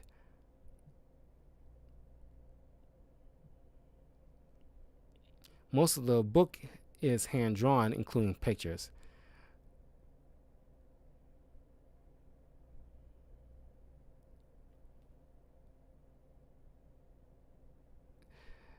In the Book of Shadows documentary, it was stated that the book is a crucial part of the show, which is why in the series premiere, the trunk where the book was stored lit up. The thunderstorm became more intense, and the chandelier in the foyer rattled when Phoebe invoked the Dominus Trinus. The director of the series stated that the Halliwell Manor was the womb for the girls, and the Book of Shadows was the heart and soul of their powers. At one point, the book weighed 9 pounds 6 ounces and was the most valuable prop on set.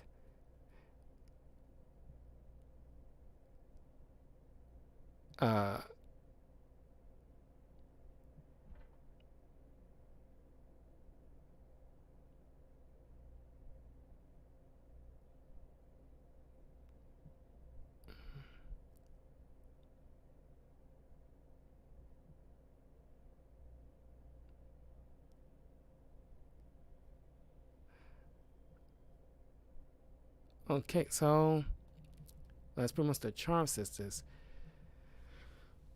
Whew. I mean, yeah, I mean, by and large, they still human.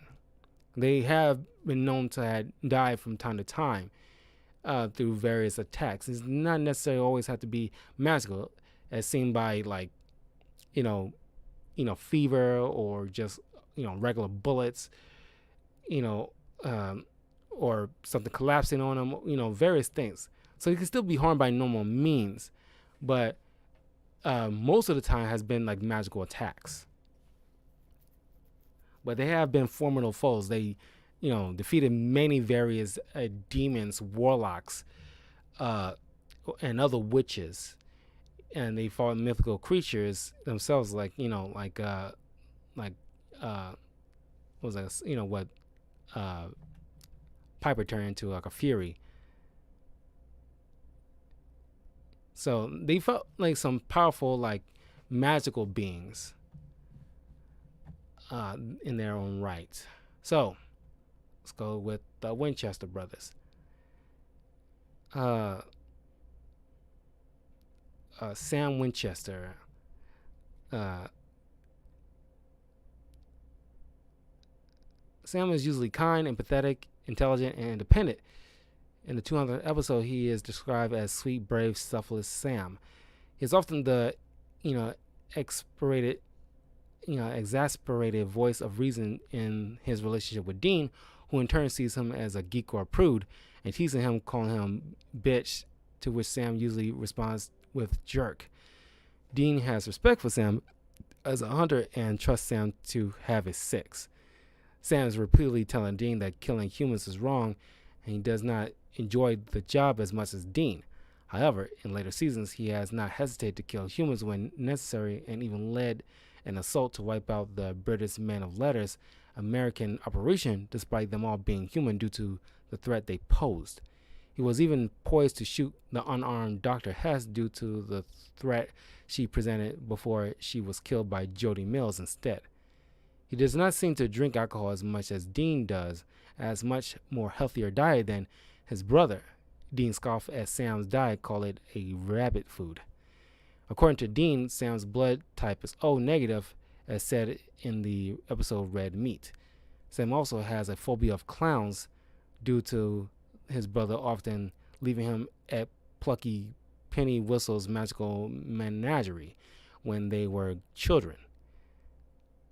This is not helped by the fact that every time they have encountered a clown in the show, it has tried to kill them. Sam can become a very different person when Dean is dead, as evidenced by his change in Mystery Spot and what is shown in I Know What You Did Last Summer, becoming almost psychologically angry. Sam has phenomenal mental power. This is most evident in Swan Song, where he was able to mentally overpower possession by Satan himself to stop the apocalypse. Other evidence include My Bloody Valentine, in which Sam is able to resist famine's temptation and not drink more demon blood, exorcising the demons and incapacitating famine instead. Because of his intelligence, Sam is usually assigned the role of researching information for hunts. He is the brain, while Dean is the muscle. He normally remembers details that Dean overlooks and is prone to make connections quicker than his brother. He also knows a great deal of information that caused Dean to label him as a walking encyclopedia of weirdness. In college, Sam scored a 174 out of 180 on his LSAT test, which Jessica Moore noted was scary good in the series pilot. In spite of their bickering, Sam has looked up to Dean since they were children and knows him better than anyone else. He tries to get Dean to open up about his emotions and problems and encourages him to take care of himself on several occasions. He has even been frustrated by his brother's fixation on placing Sam's well-being above his own. However, Sam shows similar protective tendencies towards Dean, particularly after Dean makes his deal and returns from hell as a shadow of who he used to be, to the point that Sam's memories of Dean allows him to regain control of his body while possessed by Lucifer. Sam tends to be driven by feelings of anger and vengeance. Uh, as a teenager, and even as a young man, he argued with his father constantly whenever they were together. Sam wanted to live a normal apple pie life instead of continuing to hunt, which led to most of his arguments with John and his estrangement from his family at the beginning of the series. However, Dean once stated that despite his own best efforts to be like John, liking the same music, clothes, and cars, being the good son, the soldier, and the hunter, Sam always had been and always will be more like John than Dean is. Sam and John clash and argue so much because they are so similar.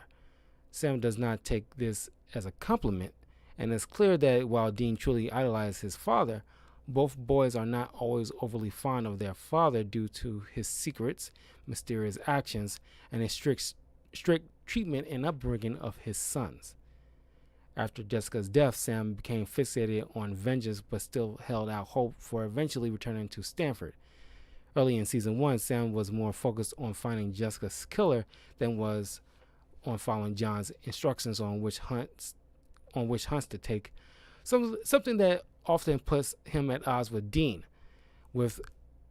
He was obsessed with revenge and was even willing to sacrifice his life to kill Azazel, although he ultimately proved that he valued Dean's life over the demon's death in Devil's Trap. After John's death in My Time of Dying, Sam focused all of his attention on hunting instead of returning to a normal life. He felt guilt for angrily confronting his father in his final moments and for not realizing that he had been planning on sacrificing himself. Sam put all his energy into doing what he thought John would want him to, and kept trying to get Dean to deal with their father's death in a healthy way. However, the reveal of John's ultimatum to Dean and the discovery of the other special children, Sam became terrified that he would somehow turn evil. He made Dean promise to kill him if anything were to happen. Everything came to a head in All Hell Breaks Loose Part 1, when Azazel placed all the special children in a death match. Sam was killed metaphorically and literally stabbed in the back because he refused to murder another human being. But when Dean brought him back to life by selling his soul, Sam killed his murderer without hesitation. Azazel implied to Dean that since he was resurrected by a demon deal, he may not be 100% pure Sam, which Dean would also come to question himself when Sam killed Cassie when Dean told him to stop, as he wanted her alive. After finding out Dean had made the demon deal, Sam declared that he would save his brother no matter what. In season 3, Sam spent most of the time trying to save Dean from the deal. He became frantically obsessed with doing everything he could to stop Dean from going to hell, even go as far as to try to convince Dean to turn them both into monsters and harvest organs for their survival in Time Is on My Side. Sam kept struggling to come up with some way to save his brother to the very end, but ultimately wasn't able to. To his horror, he was forced to watch helplessly as hellhounds tore Dean apart and was distraught at holding his dead brother's body.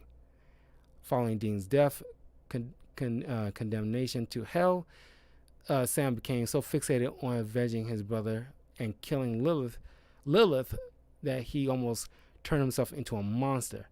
Due to his grief of Dean's death, the demon Ruby was able to manipulate Sam into a sexual relationship and convince him to start drinking demon blood, claiming it was the only way he could be able to avenge his brother. Sam drank so much that he became an addict, showing that same symptoms and going through an immensely torturous detox.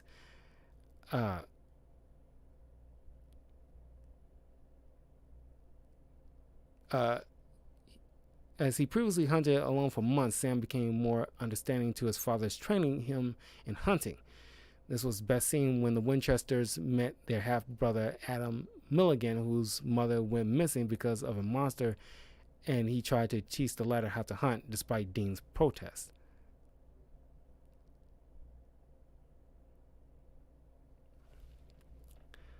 It's a lot here.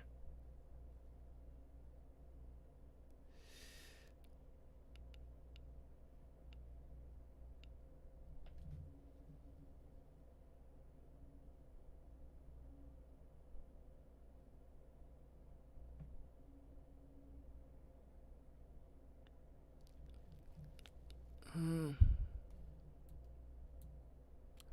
Second here.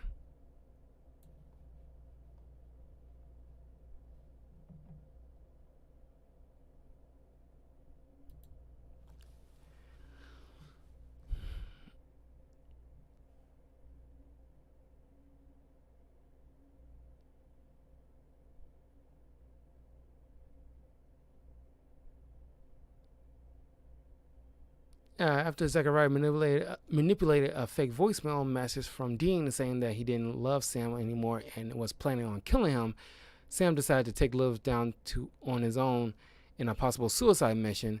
Sam was able to defeat Lilith with his powers, but didn't realize that Ruby had lied to him and that Lilith was actually the final seal to unlock Lucifer's cage. And as a result of his arrogance, Sam ended up being the one to release Lucifer from hell and began the apocalypse. Sam felt extremely guilty over his role in freeing Lucifer throughout the majority of season 5 and spent a large portion of his time trying to make amends. He also took responsibility in his part of starting the apocalypse, and Sam interrupted. Sam confessed that he always felt angry and didn't know why, as well as the fact that he tended to blame other people for his anger instead of accepting it was a personal flaw. In SWAT Me, he is temporarily switched by when he temporarily switched bodies with a teenage boy and was forced to lead said teenager's life. He told Dean that the boy's ordinary life sucked and seemed to decide to forego normal life in favor of being a hunter. In Swan Song, Sam's desire to set things right finally culminated in him sacrificing himself to save the rest of the world, throwing himself into the cage with Lucifer and Michael in order to protect his brother. It was thought that Sam would be trapped in the cage forever, but the final show of season 5 revealed that Sam is not in the cage at all, but on Earth alive. At the start of season 6, 1 year later, Sam reveals himself to Dean and they began hunting again. However, Sam's behavior markedly deviated from what was typical from him. He leaves Dean to live with the Bradens while he hunts with Samuel Campbell, their grandfather, for a year, letting Dean think he was still in hell. Spends the night with a prostitute and most particularly lets Dean get turned into a vampire in order to find a nest. Even his overall demeanor is different, being much calmer and more calculated than before. Even when greeting Dean after being separated for a year, he did so as he just saw as his brother the previous day. This leads Dean to momentarily believe Sam was still possessed by Lucifer. However, it is later revealed that whilst his body and mind are not in the cage, his soul is. During that time, Sam was soulless. In season 6, he lacked empathy and behaved like a sociopath. Without any emotions or sense of morality, he was often willing to overlook the deaths of civilians as collateral damage, such as urging Dean to snipe the Skinwalker pack leader despite there being innocent people in the way, and killing all the Arakine victims with the rationale that it would take too long to get them to the hospital, which was an extreme departure from Sam's normal desire to help people and protect the innocent. He was also much ruder and snarkier than before, verbally attacking Castiel for ignoring his prayers, taunting Buddy with dog jokes and disdainfully mocking Marion for believing in fairies. He was shown to be reckless and impulsive, and in turn being more seductive than before, sleeping with a lot more women than he typically would, even go as far as leaving his search for Dean in Clap Your Hands If You Believe to sleep with Sparrow Jennings, as well as more aggressive, killing a demon, aiding them solely on suspicion of his possible betrayal, and beating Sheriff Atkins upon being caught out for impersonating FBI. Sam also felt nothing for any of his loved ones, telling Dean point blank that he didn't care about him, as rude in talking to Cassiel, and even tried to murder Bobby in an attempt to prevent his soul from being returned to his body. After his soul was reunited with him, Sam again felt great remorse for his actions and spent the rest of the season struggling to make up for what his soulless self had done. In season 7, after Castiel brought down the wall in Sam's head, Sam began to lose his sanity as a result of damage done to his soul in hell. He started to see hallucinations of Lucifer tormenting him and had a hard time determining what was real and what was a flashback of his torture in the cage. Dean managed to help Sam distinguish between the two, and Sam was able to block out the worst of the hallucinations. However, in Repo Man, Dean was captured by a serial killer, and Sam, desperate enough to save his brother's life, that he turned to Lucifer's help. He was able to save Dean, but the reliance on his hallucination meant that he could no longer turn them off, and his visions became so severe that Sam almost died due to fatal insomnia. Dean became determined to save his brother's life in the born-again identity, and luckily came across Cassiel. Sam's mental stability returned when Cassiel absorbed Sam's insanity into himself to atone for his actions. After Dean and Cassiel's disappearance in Survival of the Fittest, Sam spent a year thinking that his brother was dead, which he technically was. He spiraled out of control for a while, but eventually found some semblance of normality with Amelia Richardson. It was at this point that Sam started to reimagine the possibilities of a normal life. After Dean's reappearance, Sam immediately returned to his side, but Dean was hurt when he found out that Sam hadn't looked for him while he was in purgatory. Sam defended his choice of quitting hunting and grew jealous of Dean's close relationship with Benny, which led to growing strain between the brothers. After bumping into Amelia once more, Sam realized that he wanted to stay by Dean's side and chose his brother over his ex-girlfriend. Sam became determined not to let Dean down again and took on the weight of the trials to prove himself. They took an extreme toll on his health, and as Sam got sicker, he became even more defensive of Dean's attempts to mother him. He eventually got to the point where he was so ashamed of letting his brother down that he was willing to commit suicide in order to finish the trials. Dean managed to talk him back from the edge, but they weren't able to cure Sam before he succumbed to the effects. After being sent to purgatory himself, Sam felt guilt at what he left Dean to face when criticized by Bobby. When saved by Benny, he finally let go of his resentment of the vampire and attempt to save him, and showed his new view to Dean. Sam started in season 9 in a coma, dying from what the trials had done to his body. He remained somewhat suicidal, deciding to go with death if he could, promise that no one would be able to get hurt by bringing him back. But Dean managed to trick Sam into allowing the angel Gadriel to possess him, and for the first half of the season, Sam seemed to be in a much healthier place emotionally. However, once Sam found out that Dean had lied to him, he became furious.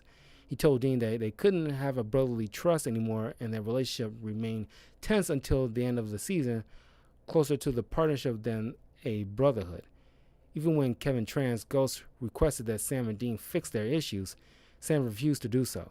Eventually, Sam's worries over Dean's reliance on the First Blade took precedence over Sam's anger, and when Dean attempted an apology, Sam forgave him, but they made up just in time to force Sam to see his brother die in his arms, and Sam's grief at Dean's death propelled him to try and make another demon deal. During a conversation with Charlie Bradbury in season 10, Book of the Damned, Sam indicates that his behavior came from his anger at Dean and a desire to lash out and hunt rather than an actual desire to sever their brotherly bond. Whew. Almost there. Following the release of The Darkness, Sam is at a complete loss of what to do. He decides to pray to God for guidance when struck by visions of the cage and his dead father. Sam became heavily determined to seek Lucifer out against Dean's better judgment. He even goes to hell without waiting for Dean to join him. Sam briefly expresses horror when Lucifer reveals that he was the origin of the visions, not God. Lucifer goes so far to point out that from the time they fought at Stoll Cemetery, Sam has grown increasingly weak, citing his decisions not to seek Dean out when the latter was trapped in purgatory. Lucifer reveals that Sam's guilt over abandoning Dean in purgatory for a regular life was Emilio Richardson has filled Sam with such guilt that he can't bring himself to lose Dean again, which is why he allowed Dean to talk him out of boarding up hell. Sam later admits to Dean that he agrees how he should have searched for him and is surprised to learn that Dean has long ago forgiven him for his actions. Although despite his weakness, Sam is able to brush aside Lucifer's various lies and not say yes, proving Sam to be smart and still brave enough to stand against the archangel. When he met God, he was very excited to actually meet him and even gaining a semblance of hope that after latter came to back to fight the darkness. There's a lot here. Whew.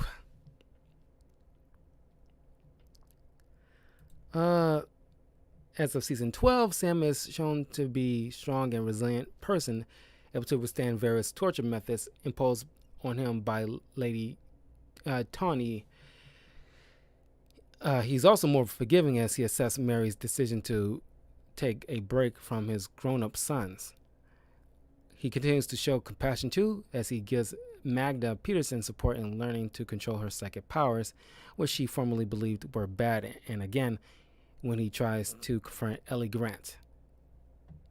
Sam does not express any unhappiness or distress until he discovers Lucifer's new goal of killing humans out of contempt. Due to his own past of being rejected by his powers, Sam was very sympathetic to the Nephilim Jack, even though Jack was the son of their most hated enemy. Sam did not bear any ill will to him and was the only one to truly understand his pain. While Sam immediately wanted Jack to master his powers to open a rift and save his mother, he defended Jack from Dean's resentment and called him a confused kid. Sam also maintained his view of not all monsters being bad, as he looked into the alibi of Mia Valens and spared her after she was innocent. Sam continued to support Jack and found his belief was well put when Jack saved him from being killed by a shapeshifter. His good opinion continued after it was revealed Jack was partially responsible for bringing Cass back, which ended Dean's depression. After spending the time in the bad place, witnessing Kaya's knives death and Jack being trapped in the alternate universe where Sam has become quite depressed, similar to Dean's depression after Mary was trapped in Cass's death. This the depression has caused him to adopt a more serious mindset, as well as expressing a belief that everyone who gets close to him, Dean or any other hunter, will end up dead.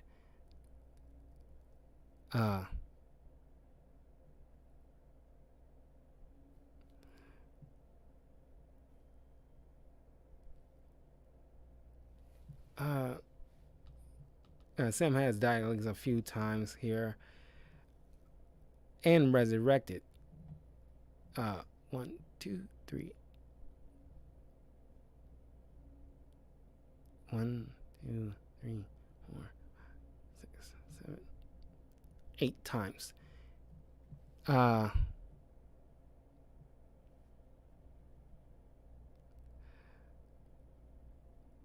Samuel, sometimes spelled Samael or Samuel, spelled differently, not pronounced, is a male given name of Hebrew origin, meaning either name of God or God has heard. Sam named Sam was named after his and Dean's maternal grandfather, Samuel Campbell, who only allows those closest to him, such as Dean and John, to call him Sammy, as Gordon Walker learned the hard way in Bloodlust. However, Lucifer, Azazel, Crowley, Ruby, and Meg also had called him Sammy a few times. Sam once mentioned that he didn't like being called Samuel either, not even by Dean. However, Rowena frequently called him Samuel, and Sam never once objected to her calling him it. Trivia: Sam is the only character to appear in every episode of the series after Dean's absence in Stranger in a Strange Land. Sam has killed one major antagonist, Lilith, the first demon. Also secondary antagonists like Jake Talley, Gordon Walker, Alistair, Lucifer, Michael, the Archangel Michael. Solar Sam served as the secondary antagonist, pretty much.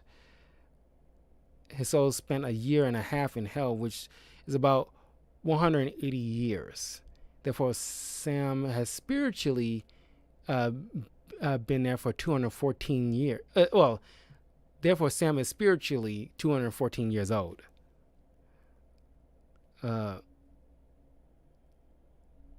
Because time in hell moves differently. Like an hour in hell is a day here. Oh, no. Got that flipped. An hour on Earth is a day in hell, or the afterlife, technically. Both heaven and hell. Sam's birthday is May 2nd, which means his zodiac sign is a Taurus, like me.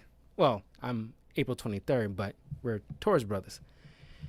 Sam's aliases include Agent Hamill, Robert Singer, Michael Berkowitz, Detective McCready, Father Fraley, Dr. Jerry Kaplan, Deputy Marshal Frank Beard, Detective Dante, Police Chief Phil Jones, Agent Page, Detective Bachman, and Special Agent Gabriel, as he's, for aliases. Sam's character was influenced by Luke Skywalker of Star Wars. According to Kripke, Sam was originally the main protagonist of the series, and the stories was centered around him. At age 18 in college, Sam smoked some marijuana, though he said it might have been oregano. Sam suffered from chlorophobia, fear of clowns. Sam had a magician phase mentioned in Chris Angel is a douchebag. Sam appears to have an athletic background, having been on a soccer team at 12, as seen as the trophy his father kept in his storage unit in Bad Day at Black Rock, and his demonstrated skill playing basketball in changing channels. Sam displayed more powers in Supernatural, the animation. In Rising Sun, he's shown that he made a stag-like monster implode when he was 7 years old. Sam is one of the 3 characters shown to have been possessed by both angel and a demon, the other being his father. However, unlike John, Sam has been possessed by an angel and a demon at the same time, the third being Castiel. Sam has killed 2 of his direct relatives, his maternal grandfather, and killed his niece, Emma, in season 7. Many of the characters Sam romantically or sexually connected to ended up either dying, being revealed as a supernatural being, or both. Exceptions include the best of our knowledge, Laurie Laurie Sorensen, Dr. Kara Roberts, Lindsay Amelia Richardson. Uh,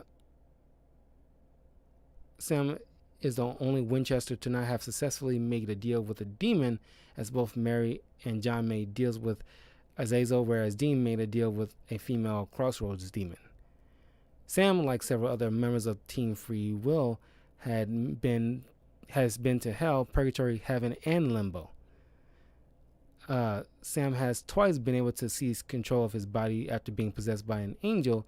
His father and Bobby Singer had previously managed to seize back control from demons, but for shorter periods of time than Sam and against foes much weaker than Lucifer or Gadriel.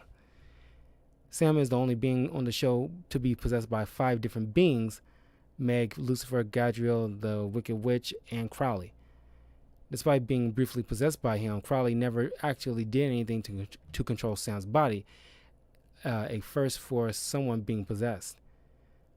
All the beings that possessed Sam has later been killed while in different vessels, aside from the Wicked Witch who possessed the Winchesters while remaining in her own body. That being like Meg, Lucifer, Gadriel, Crowley. Almost all the beings that possessed Sam later ended up allied with him. Of the beings that have possessed Sam, 3 have died in season finales: Lucifer, Gadriel, and Crowley. Soulless Sam was similar to the concept of a philosophical zombie, a creature in thought, an experiment that has no soul, mind, internal experience, but acts exactly as if it does, e.g., exactly like a person. When Sam had no soul, he used a different gun than the normal Sam uses. This was seen prominently when Soulless Sam and normal Sam confronted each other. Each used the gun they preferred to use while in control of Sam's body. While Sam had no soul, he used. Sam had attempted the demon curing ritual twice and used it successfully once to cure his own brother. Sam has been resurrected by 2 archangels, Michael and Lucifer. Even though he had a strong connection to demons, Sam is the only Winchester to become possessed by an angel twice, once by the archangel Lucifer and the second being Gadriel. Sam likes to drink red eyes.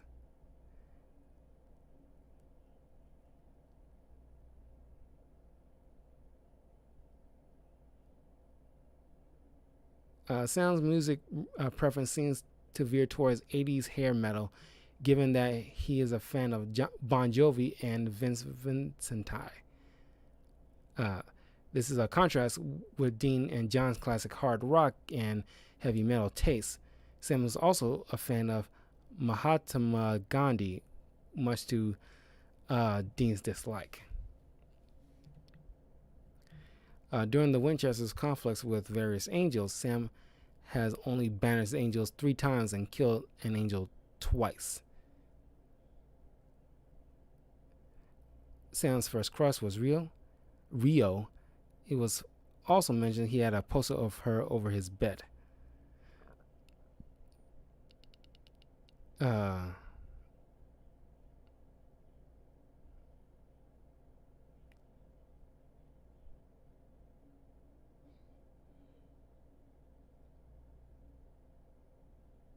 Sam in turn shows impressive magical ability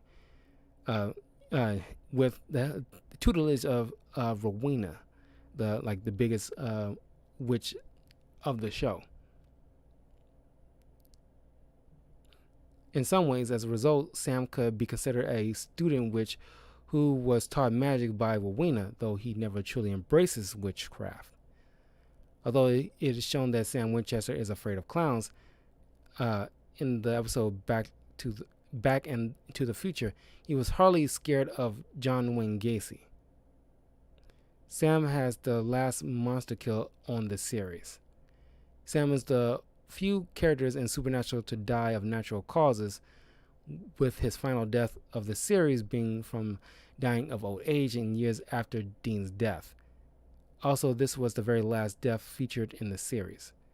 Aside from the cast and crew saying goodbye and carry on, Sam said the very last line of the series, a simple Dean, very last line of the series, a simple Dean, when he and Dean are reunited in heaven.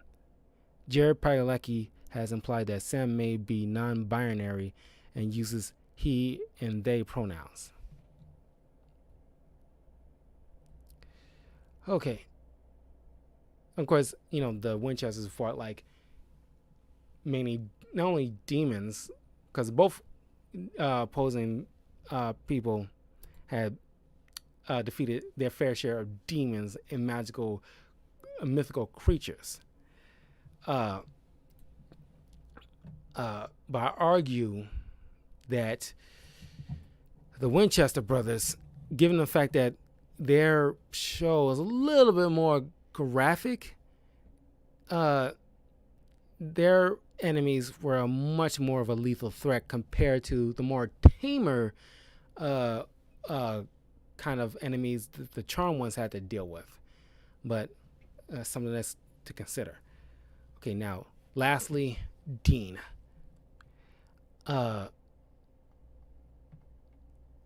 Dean Winchester, from the moment of his debut, was shown to be an understanding, funny, mischievous, and in contrast to his younger brother, a little immature. Dean's shown countless times to be good with kids and to the ladies. At an early age, Dean was trained by his father, John Winchester, to hunt and kill creatures of supernatural. However, unlike his brother Sam, he did not resent his father for having him raised like a warrior. He seemed to prefer hunting the supernatural over any normal apple pie life, though it was revealed that when he was 16, he did in fact desire or at least hope for a normal life. He just couldn't leave Sam. This, however, did not last long, as later on, while still 16, following a werewolf hunt, he realized just how unique his life was. However, by season 7, following that he has seen and done, Dean admits to Elliot Ness that he no longer wants to be a hunter and would give it up if he could. Dean is an avid fan of classic rock music. Many of his aliases have included the names of famous rock musicians. He is known to use crude humor, use pop culture references, make sexual innuendos, and indulge in pornography, especially about busky Asian beauties. I admit I like that too. He has often stated once that he does enjoy anime and Japanese animation porn, hentai. I admit I like those too. Dean typically avoids emotional intimacy, preferring to engage with women only as sexual partners. However, he has had a few long-term relationships over the years with Cassie Robinson, pre-series Lisa Brayson in season 6, and Lisa Brayson in season 6. After the tragic events that led Dean to ask Castiel to make it as if Lisa and her son Ben had never met Dean, Dean seemed to give up on ever having a family other than his brother. After his breakup with Lisa, Dean was reluctant to get back into his old routine of new town, new girl. However, the one time he was shown to indulge in one-night stand in Slice Girls, he ended up fathering an Amazon that tried to kill him. He was reluctant to defend himself against his Amazonian daughter, and Sam ended up making the kill. After these events, he became even more reluctant to get into a physical relationship, let alone an emotional one. This seems to fade when he engages in intercourse with Susie Lee. Dean values his family's safety over anything else, even going as far as to kill a demon and its human host in order to save Sam's life, as well as sacrificing his very soul and suffering hell to resurrect his brother. Even though Dean keeps himself in excellent physical shape, he is known to have very bad eating habits. He is even shown enjoying greasy, fatting, or otherwise unhealthy food, especially cheeseburgers and pie, and dismisses salads as rabbit food. Now, every once in a while, well, in past, almost a year now, I've been like more so eating uh, healthier. Always been like, for a while now, I've been like, watching what I eat, but more so including vegan food in my diet. But maybe like once or twice a week, I do like to indulge myself because I'm not giving up hamburgers and pies, even desserts like banana splits, my favorite dessert of all time. But I don't indulge so heavily in those as I used to in my younger years. Just a little note to you guys. Uh, Dean is terrified of flying and claims that the reason why he drives everywhere. Despite his working knowledge of the supernatural, Dean is skeptical with regard to the good aspects of religion. However, he becomes somewhat more open-minded after meeting the angel Castiel, yet the antagonistic behavior of most angels and God's reluctance to openly participate in events prevents him from being a true believer, like Sam. When he did meet God, he was shocked but angered, unlike Sam, who was rambling on. After God called him out on his anger, Dean opened up, though he held some of his anger and supposedly abandoned humanity before God told him to stop comparing himself to his father. Dean has also shown on several occasions that he is an avid fan of movies, particularly westerns, and was thrilled to be given a chance to go to the Old West. He was also overjoyed when he met and was able to work with Eliot Ness, frequently referencing the Untouchables during the episode. Dean is typically ruthless and aggressive when he is hunting, a task which he approaches enthusiastically, making him the more merciless of the Winchester siblings. But in spite of the fact he is capable of acknowledging whenever he's going too far, as seen when his interaction with Lenore and Gordon the Bloodlust episode, he even sympathized with Elias Finch on his loss of his wife and his unfair punishment for his death, whereas Sam is at least willing to sympathize with what they hunt, provided that their motives can be counted as morally gray. Dean mostly sees the world as black and white, as he passionately despises what he hunts, especially demons, and is prepared to kill without question more often than not, unlike his brother. This has caused him to develop bigotry against most supernatural creatures and beings. He dislikes showing his emotions to monsters, and when facing beings like Abaddon or Azazel, he acts threatening and determined. When facing the angels, even knowing that what they could do to him, Dean is sarcastic, rude, and insulting, often referring to them as dicks. The only being he was openly afraid of was death. And on the rare occasions that they met, Dean was nervous and cautious, and when Dean was angry or frustrated enough to talk back, he became visibly scared and backed off the moment death appeared annoyed. Despite these traits, Dean is very laid back and well disposed when not on the hunt, and he values the safety of his family and innocent civilians above all else, even his own life, though on occasion he can be somewhat impulsive as well as arrogant. Dean is both extremely intelligent and competent. He is more likely to exhibit irrational behavior when his family is threatened. Despite being the better hunter, Dean admits that he doesn't see himself as anything other than a grunt. He is constantly called out for feeling this way by Bobby and Sam. But regardless, his feelings always returned. These feelings can be traced back to his relationship with his father, John, who at times treated him as a tool rather than a son who held him to unrealistic or unfair standards. Dean enjoys the uncomplicated things in life, such as good food and television. He almost constantly displays some level of humorous behavior and frequently makes light of intense situations. He sometimes appears foolish due to this habit, but this seems to be merely his means of dealing with the stress of hunting.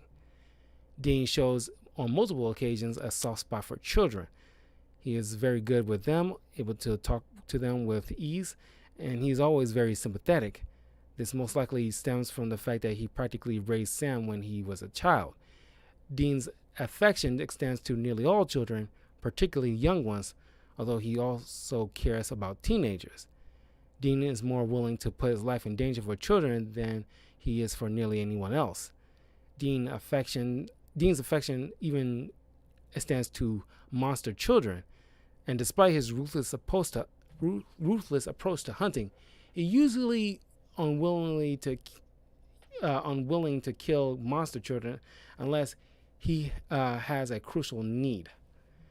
After his extraction from hell by Castiel, Dean began exhibiting noticeably anxiety and experienced chronic abdominal nightmares of his experience there. He initially lied to Sam that he remembered nothing of his time in hell, but eventually confessed and told him he remembered every detail.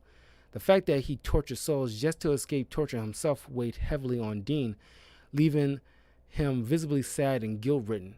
Due to this, he believed he was unworthy of rescue. He also explained to his brother that he wished he couldn't feel anything, as the sorrow he felt is so overwhelming. Dean later revealed in Family Remains that it was not just the fact that he tortured souls, but the fact that he enjoyed it. Another side of Dean is the utter disgust of Sam for many of his dangerous or foolish actions, such as drinking demon blood and having a sexual relationship with a demon. While this made him angry, Dean continues to love Sam since he knows their family isn't perfect. His reluctance to completely leave his brother made it difficult for Dean to stay with Bredens during season 6, and many times Dean has chosen his brother over others. Dean has been shown to be hypocritical at times. He shows disgust and rage at Castiel for working with Crowley, despite the fact that he worked with Crowley in the past season, and one of the first things he does in season 7 is call Crowley to help take down Castiel. He even works with Crowley in every season that Crowley appears, except season 8, despite stating what's dead should stay dead, and constantly criticizing people who resurrect their loved ones. Dean has done everything in his power to resurrect Sam, Jack, and Mary. Dean also drinks a lot of alcohol, especially during times of stress. This worsens during season 7 when life was becoming too difficult for him to bear. Dean also fell into a period of depression following Bobby's death at the hands of Dick Roman. Dean developed a very strong obsessive revenge streak in him, and despite the entirety of the season hunting Dick down to kill him. As part of Bobby's last wishes, he tried to let go of his anger and vengeance, and while in the end he succeeded in killing Dick, it was as part of the job and not for revenge. He was in purgatory for a while in constant life or death situation, but eventually he got out.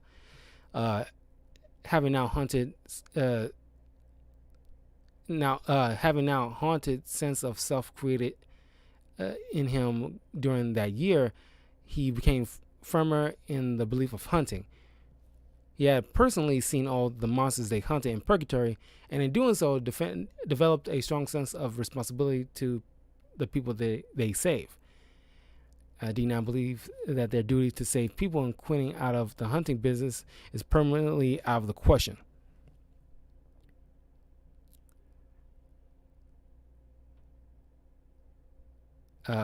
Despite becoming more ruthless, Dean has developed more faith in monsters managing to recover their humanity, as shown with him willing to let Kate go, presumably developed from his time with Benny.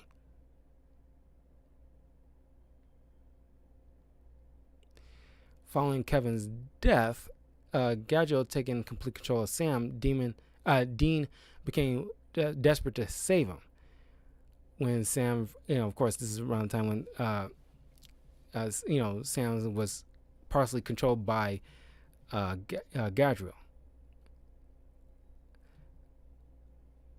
As a demon, Dean's soul became twisted, and he no longer empathized with others. He cared only for himself and what he needed. His change was so drastic that he stalked Sam throughout the bunker with the intent on killing him using a hammer, only to miss by a few inches. He carried out this task calmly and coupled with taunts, giving the impression that he was enjoying himself.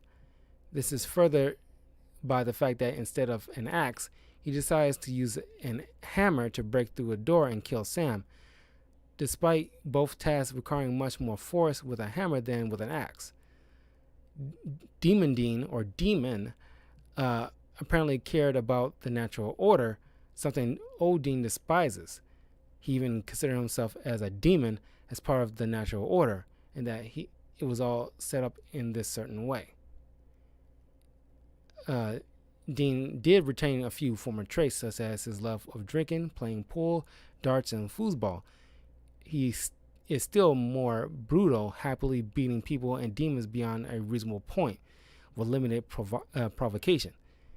He is also colder, and while initially coming across down to earth and charismatic, he quickly turned cold and ruthless when others proved to be uncooperative, as shown by him outright shaming and humiliating Anne-Marie for sleeping with him the moment she rejected his advances, not caring that he had left her in tears. Dean's concern for Sam, innocent people, and the Impala completely disappeared while he was a demon. He told Cole Trenton that Sam's well-being did not matter to him. He took innocent lives just to satisfy the Mark's lust for blood. He referred to the Impala as just a car and didn't bother to tend to its conditions. Dean returns completely to normal once Sam cures him from the demon curing ritual. Season 11, Dean suffers from the fact that he unleashed the darkness upon the world. Although he has every intention on defeating the darkness by whatever means necessary, he soon realized he himself cannot harm her and has developed an unwilling attraction towards her. This was caused a banshee to deem him invulnerable, and a Quarren to take the form of Amira, who has become Dean's darkest desires. These facts leave Dean feeling notably sad and down, but he's not yet ready to give up.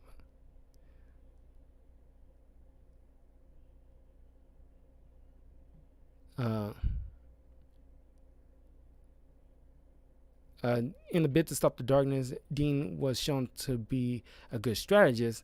He talked God out of sacrificing himself, planned the rescue of Lucifer, and talking the darkness out of her anger.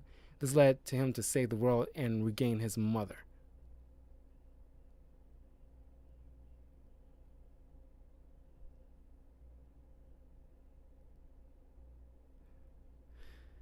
Okay, fast forward to the final season. Like, Michael took full control of him. An alternate, not the alternate, but the main one in the main series. Describe how Dean struggled to regain control, and when manifesting in the mirror, ordered him out, but was refused. When Dean was released, he told Shem how he suffered in his possession. Dean also wanted to get revenge on the Archangel for using him while being angry when alternate Kaya compared him to the latter. He also locked himself in his room since he felt guilt at letting Michael loose. Yeah, this was alternate Michael. Despite assurances from Jack and Sam that this wasn't his fault, Dean was unsure and only gained a semblance of hope after seeing Maggie wanting to hunt after being kidnapped on a hunt. Dean later showed this side again, as he was determined to bring Jack back while calling him his son. After Michael possessed him again, Dean was locked away in a limbo-like state where he owned a bar where Pamela Barnes and seemed happy, but was able to tell that something was amiss. Once Sam and Castiel helped him see the truth, he broke free of the state and fought with Michael. After Michael gave him a hint, Dean resolved to lock him up as Michael did to him. Dean's ability to keep Michael contained is a testament to his incredible willpower, as Castiel stated at one point that he couldn't even imagine the strength it took to keep Michael under control. Yeah, he's died like many times throughout this series. Like probably like the most times, thanks to Gabriel in the mystery spot.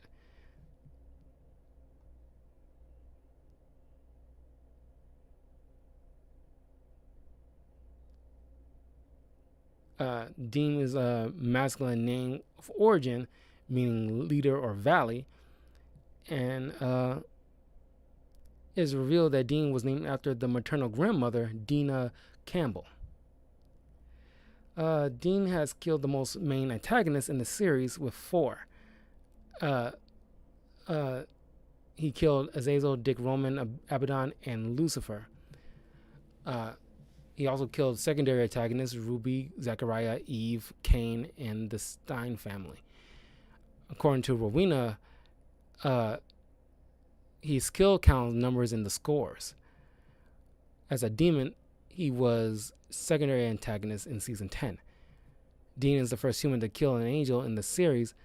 He has the highest kill count of angels for a human and the highest number of powerful angels killed for anyone aside from an angel. Dean becomes the first human to kill an archangel when he kills Lucifer, albeit powered by the Apocalypse World Michael. Dean has killed several angels on the series, Zachariah, a rogue angel, and several prison camp angels.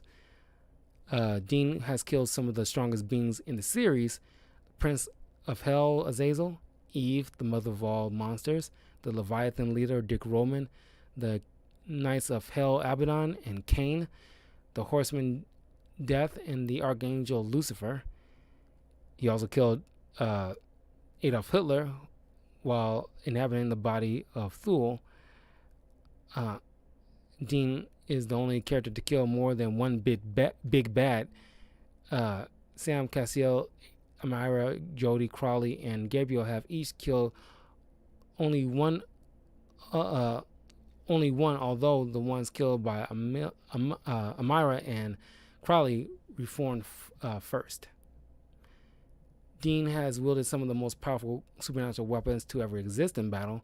This includes the Colt, the Angel Killing Knife, Angel Blades, the First Blade, Death Scythe, and the Archangel Blade, which you can conceivably believe they will be using in this fictitious fight. Dean has killed at least one powerful being with each of them.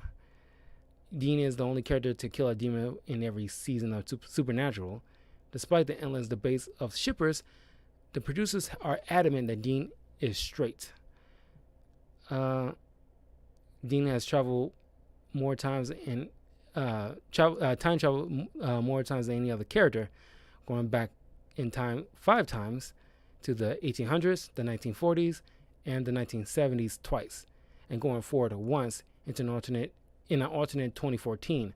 Counting return trips, Dean has time traveled 12 times. He doesn't like taking shots. He's going to the doctor's office and getting shots. He doesn't like that. Due to Gabriel's time loop, Dean has died more times than any other character on the show. Dean has also technically been resurrected more times than any other character on the show.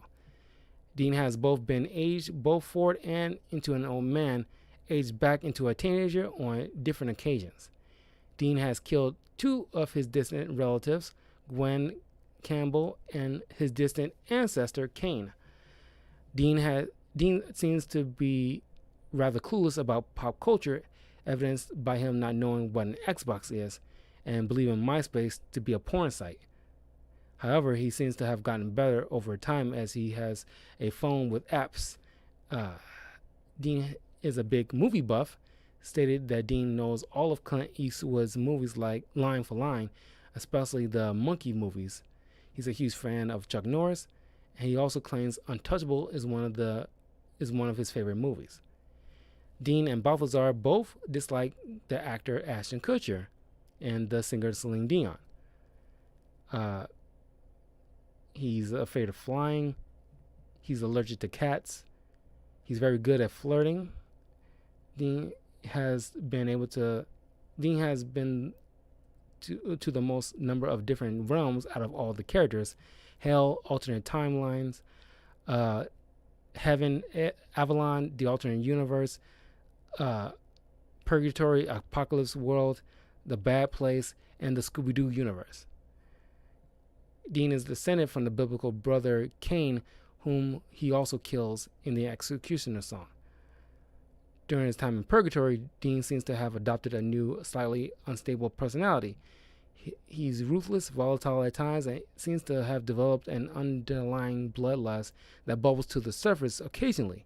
Not unlike his time in hell, he immersed himself in his darker aspects of his being in purgatory. Whereas in hell, Dean has gave into his darker thoughts and enjoyed torturing. In purgatory, he appears to have given into his darker instincts and embraced the warrior lifestyle that he basically been raised for his entire life. Dean's Impala was gifted from John, which is why he's so protective of it.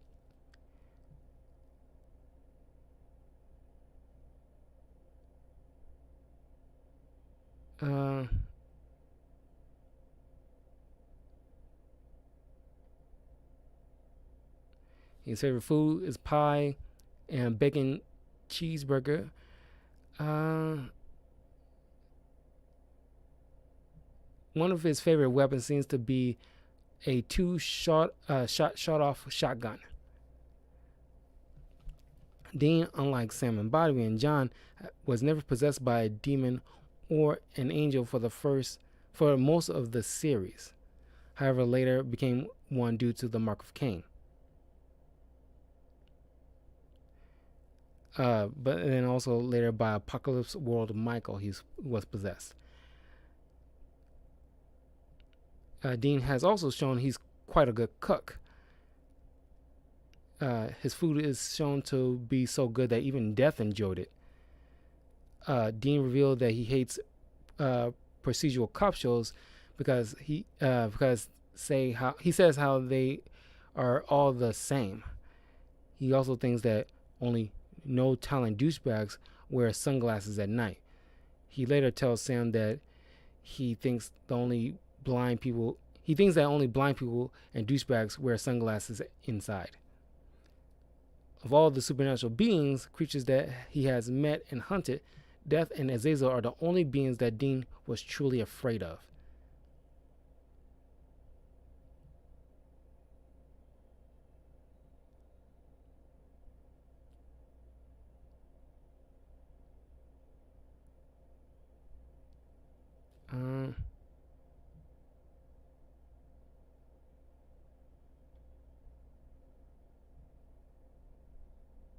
Even though he has a strong connection with angels throughout the series, he's the Winchester he's the only Winchester to eventually become a demon, specifically a Knight of Hell. Dean has proven to be a skilled vampire hunter whenever the Winchesters encounter the species, once killing 5 vampires single-handedly out of a nest of 10. 3 of the others have been killed before the hunt during the Blood Brother episode, while briefly a vampire himself, Dean single-handedly slaughtered a massive nest, including a powerful vampire who had easily overpowered him only minutes before. When he was trying to take the edge off of the mark of Cain, Dean single-handedly killed 6 vampires before Sam even arrived, something he regarded as a new personal best. While Sam has killed a number of vampires himself, he doesn't seem to be as skilled at it as Dean. Ironically, despite Dean's great skill in hunting vampires, he was ultimately a ultimately a vampire that killed him on his last hunt. After being turned into a teenager, Dean gained appreciation for Taylor Swift despite it being far from his usual taste in music. To Sam's surprise, this is like this dislike of Taylor Swift seems to have stayed with him even after the spell was reversed. Dean has been transformed into the most supernatural creatures on the show, a vampire, a Jefferson starship, however the process was not complete, and a demon. Before Dean killed Death, while he helped Sam defeat War, he never actually stopped a horseman on his own, unlike Sam and Castiel, who stopped famine and pestilence respectively. As Dean was born in 1979, he is physically 41 years old, but since this time in but since time is different in hell than it is on Earth, he is spiritually 81 years old. While Sam has used more types of magic than Dean to more effects, the magic Dean has used has greatly had stronger effects, including resurrection, molecular combustion, and soul absorption, binding, and animal communication. In the lore book containing information on angels, Michael is seen wielding a sword against Lucifer, a reference to Dean, who is the sword of the archangel. Dean has both an archangel and a demon enemy, Zechariah and Alistair, respectively. Coincidentally, both wanted Dean to play a role in the apocalypse. Alistair tortured Dean to the point where he tortured souls and broke the first seal. Zechariah wanted Dean to play his role as Michael's vessel. Despite Buffalo's Gore's statement in Raising Hell that once a soul has been condemned to hell, it can never get into heaven, Dean's soul makes it to heaven following the final death in Carry On, despite having been previously condemned to hell for his deal in All Hell's Break Loose. It's possible that, Jack, since he became God, changed that rule. Okay.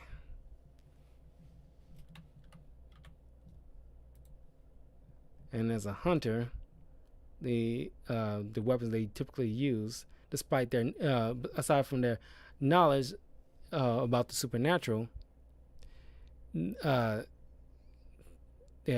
have fire handguns, long guns, each with different bullets for a particular different enemy, like silver for skinwalkers and werewolves, knives, salts, specifically against like ghosts and hellhounds, silver items, iron, typically for ghosts and demons, stakes mostly for like most deities and the Whore of Babylon, holy water,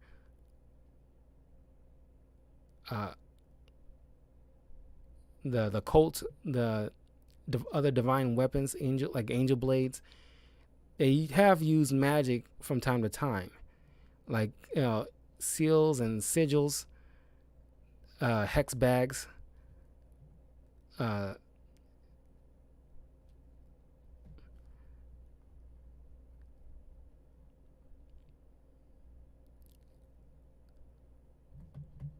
okay, let's see.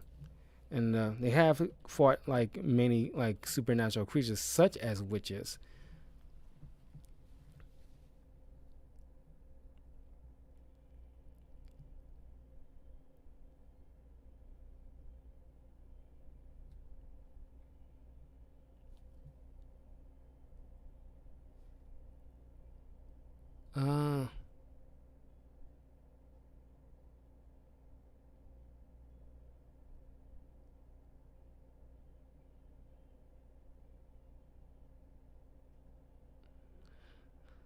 Uh, a coven is a community of gathering of witches who commonly gather together for celebrations of holidays, ceremonies of worship, practice witchcraft, and more. According to Clea, it takes at least 3 witches working together in close proximity to form a coven. Rowena referred to just herself and Clea as witches, as a witch's den. Instead, covens normally seem to have high priest or priestess acting as their leader. According to Rowena, each coven has its own set of laws and punishments created by the leaders of that group. Uh, uh, they, of course, use spell casting, electrokinesis, energy blast, healing, hexing, cursing, cryonesis, conjuring, astral projection, uh, some immortality via spells, illusion, immobilization, longevity, mind control, memory manipulation, molecular combustion. Through a spell, Gwyn was able to cause 3 witches to combust into blood and ash. Necromancy, portal creation, power granting, reality warping, resurrection, scrying, spell creation, super strength, empowered by spells, telekinesis, teleportation, limited, warding, the power to protect, place protection spells and wards on places and people, shielding them from harm, potion brewing. The weaknesses, distraction, preventing a witch from concentrating or giving full attention to their spells, can render them ineffective. Emotion, iron, a hard and strong magnetic metal that is able to repress the supernatural power of a witch. Magic, there are, witches can be susceptible to magic, as well as them be able to produce magic. Witch killing spell. There exist spells and potions that can kill witches, even though they are protected through powerful magic.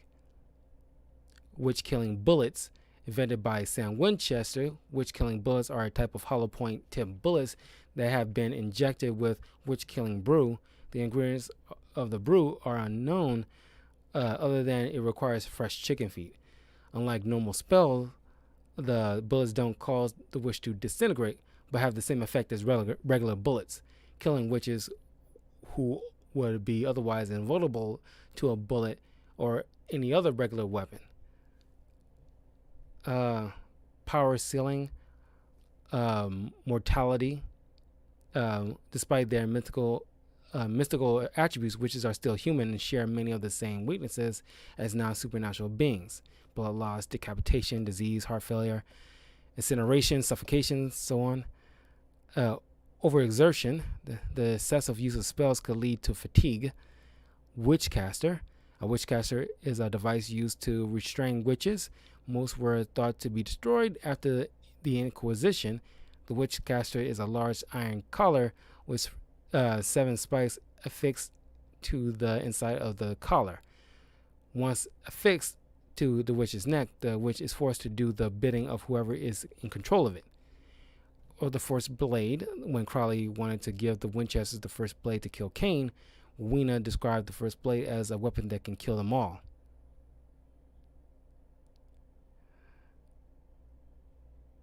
Okay.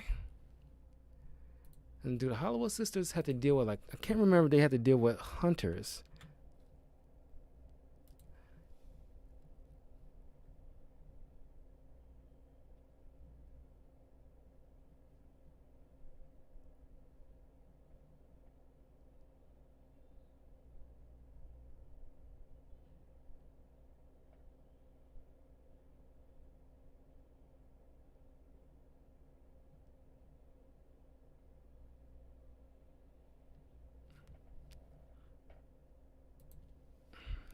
Doesn't look like they ever had to deal with any hunters. They usually deal with monsters and demons. So, given all those feats, this is darn near 3 hours. This is the longest one I ever had to do. Oh my God. Given the fact that the information we have here, because they both had fought different mythical creatures. They both dealt with Wendigos. They both dealt with demons. But in the supernatural universe, demons are seem like more traditional demons as known in lore. Matter of fact, a lot of their threats are more realistic in terms of what they are in actual lore. while the Charm universe, demons are just kind of like just stereotypical monster in a way, with like uh some of them just looking human, just using fireballs, or like you know uh Cole's alternate look seems like just red face, you know uh humanoid monsters. And like I said before, you know in Charm universe, even though they show death, it seems tame. There's not much gruesomeness to them. Given the fact that the is different. Well, I'm pretty sure they're rated the same thing, but just supernatural scenes, since it was aired usually in the evening, they seem more able to push the envelope a little bit more than Charm was. But the Charm ones never had to deal with. I mean, they had their version of angels, but they never had like someone like Lucifer or God to tangle with. They technically had defeated God and Lucifer, the Winchester brothers, albeit from help with like Jack. But they, at least at the last episode, but they defeated Lucifer and managed to throw him in a cage and then killed him like a couple of times. And Lucifer is like the one of the biggest bads out of the entire series and the most recurring threat throughout the series. And the Charm sisters, like I said before, just like in the supernatural universe, they're still human and they can still die by any means. It didn't have to be just about magic. So, and given though they have the power of three and they're in close proximity towards each other, because they both are still relatively human. They can still kill each other by any means they have in their arsenal. But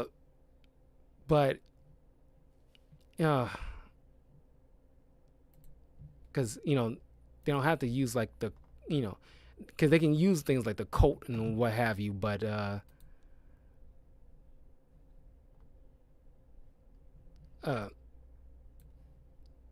they have like they know that weaknesses of witches, if they can seal away their power or access.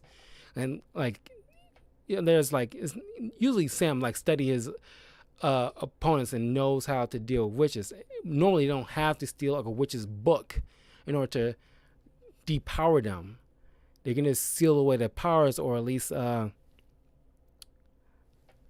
if they found out about the power, or at least know that the book was the key to their like power 3, if they can easily get to it and cut off their power source in a sense, even though they're still power in their own right. I don't know. Given the level of threats in their universe, I say the Winchester brothers could easily beat the Charm sisters.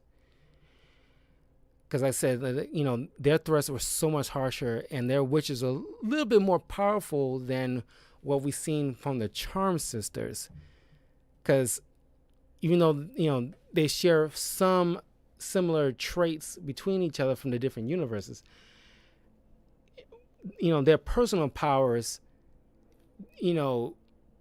like, molecular, freezing or combustion, some of the witches in like the supernatural universe can do that too, and the Winchester brothers managed to overcome that.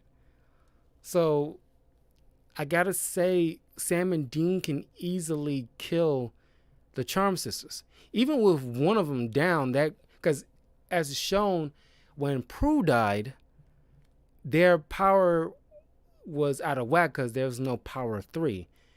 If one or two of them are dead, then they're severely crippled. Because even when Sam or Dean are dead, they can still are a formidable threat. They don't require. They work well together, and they are a formidable force together. But even when they're separated or one of them are dead or incapacitated, the other is still just as much of a threat as the other, deemed more so. And they both know how to handle a witch, while the sisters never had to deal with a hunter before. So I gotta say, the Winchester brothers can easily kill the Charm sisters. But let me know what you guys think. Do you think, like, I'm right that the Winchester brothers can easily take down the Charm sisters? I'm curious to know your thoughts. Let me know if I'm right, or if I'm wrong, point out something that I might have missed here. But giving them the information that I laid out, I know it's been like almost going on 3 hours right now. This is the longest versus one that I had to tangle with, but something I really was interested in doing for the longest time. So leave a like, comment, subscribe, all that good stuff to Talkative Carl on YouTube, Twitch, and Twitter. If you want to further support the channel, please follow me on my Patreon, patreon.com/talkativecarl. The links are in the description if you're watching this on YouTube. And I'll see you guys next time for another versus matchup that I may do next month or a month after. But I'll see you guys soon. Be safe. And happy Halloween, everybody.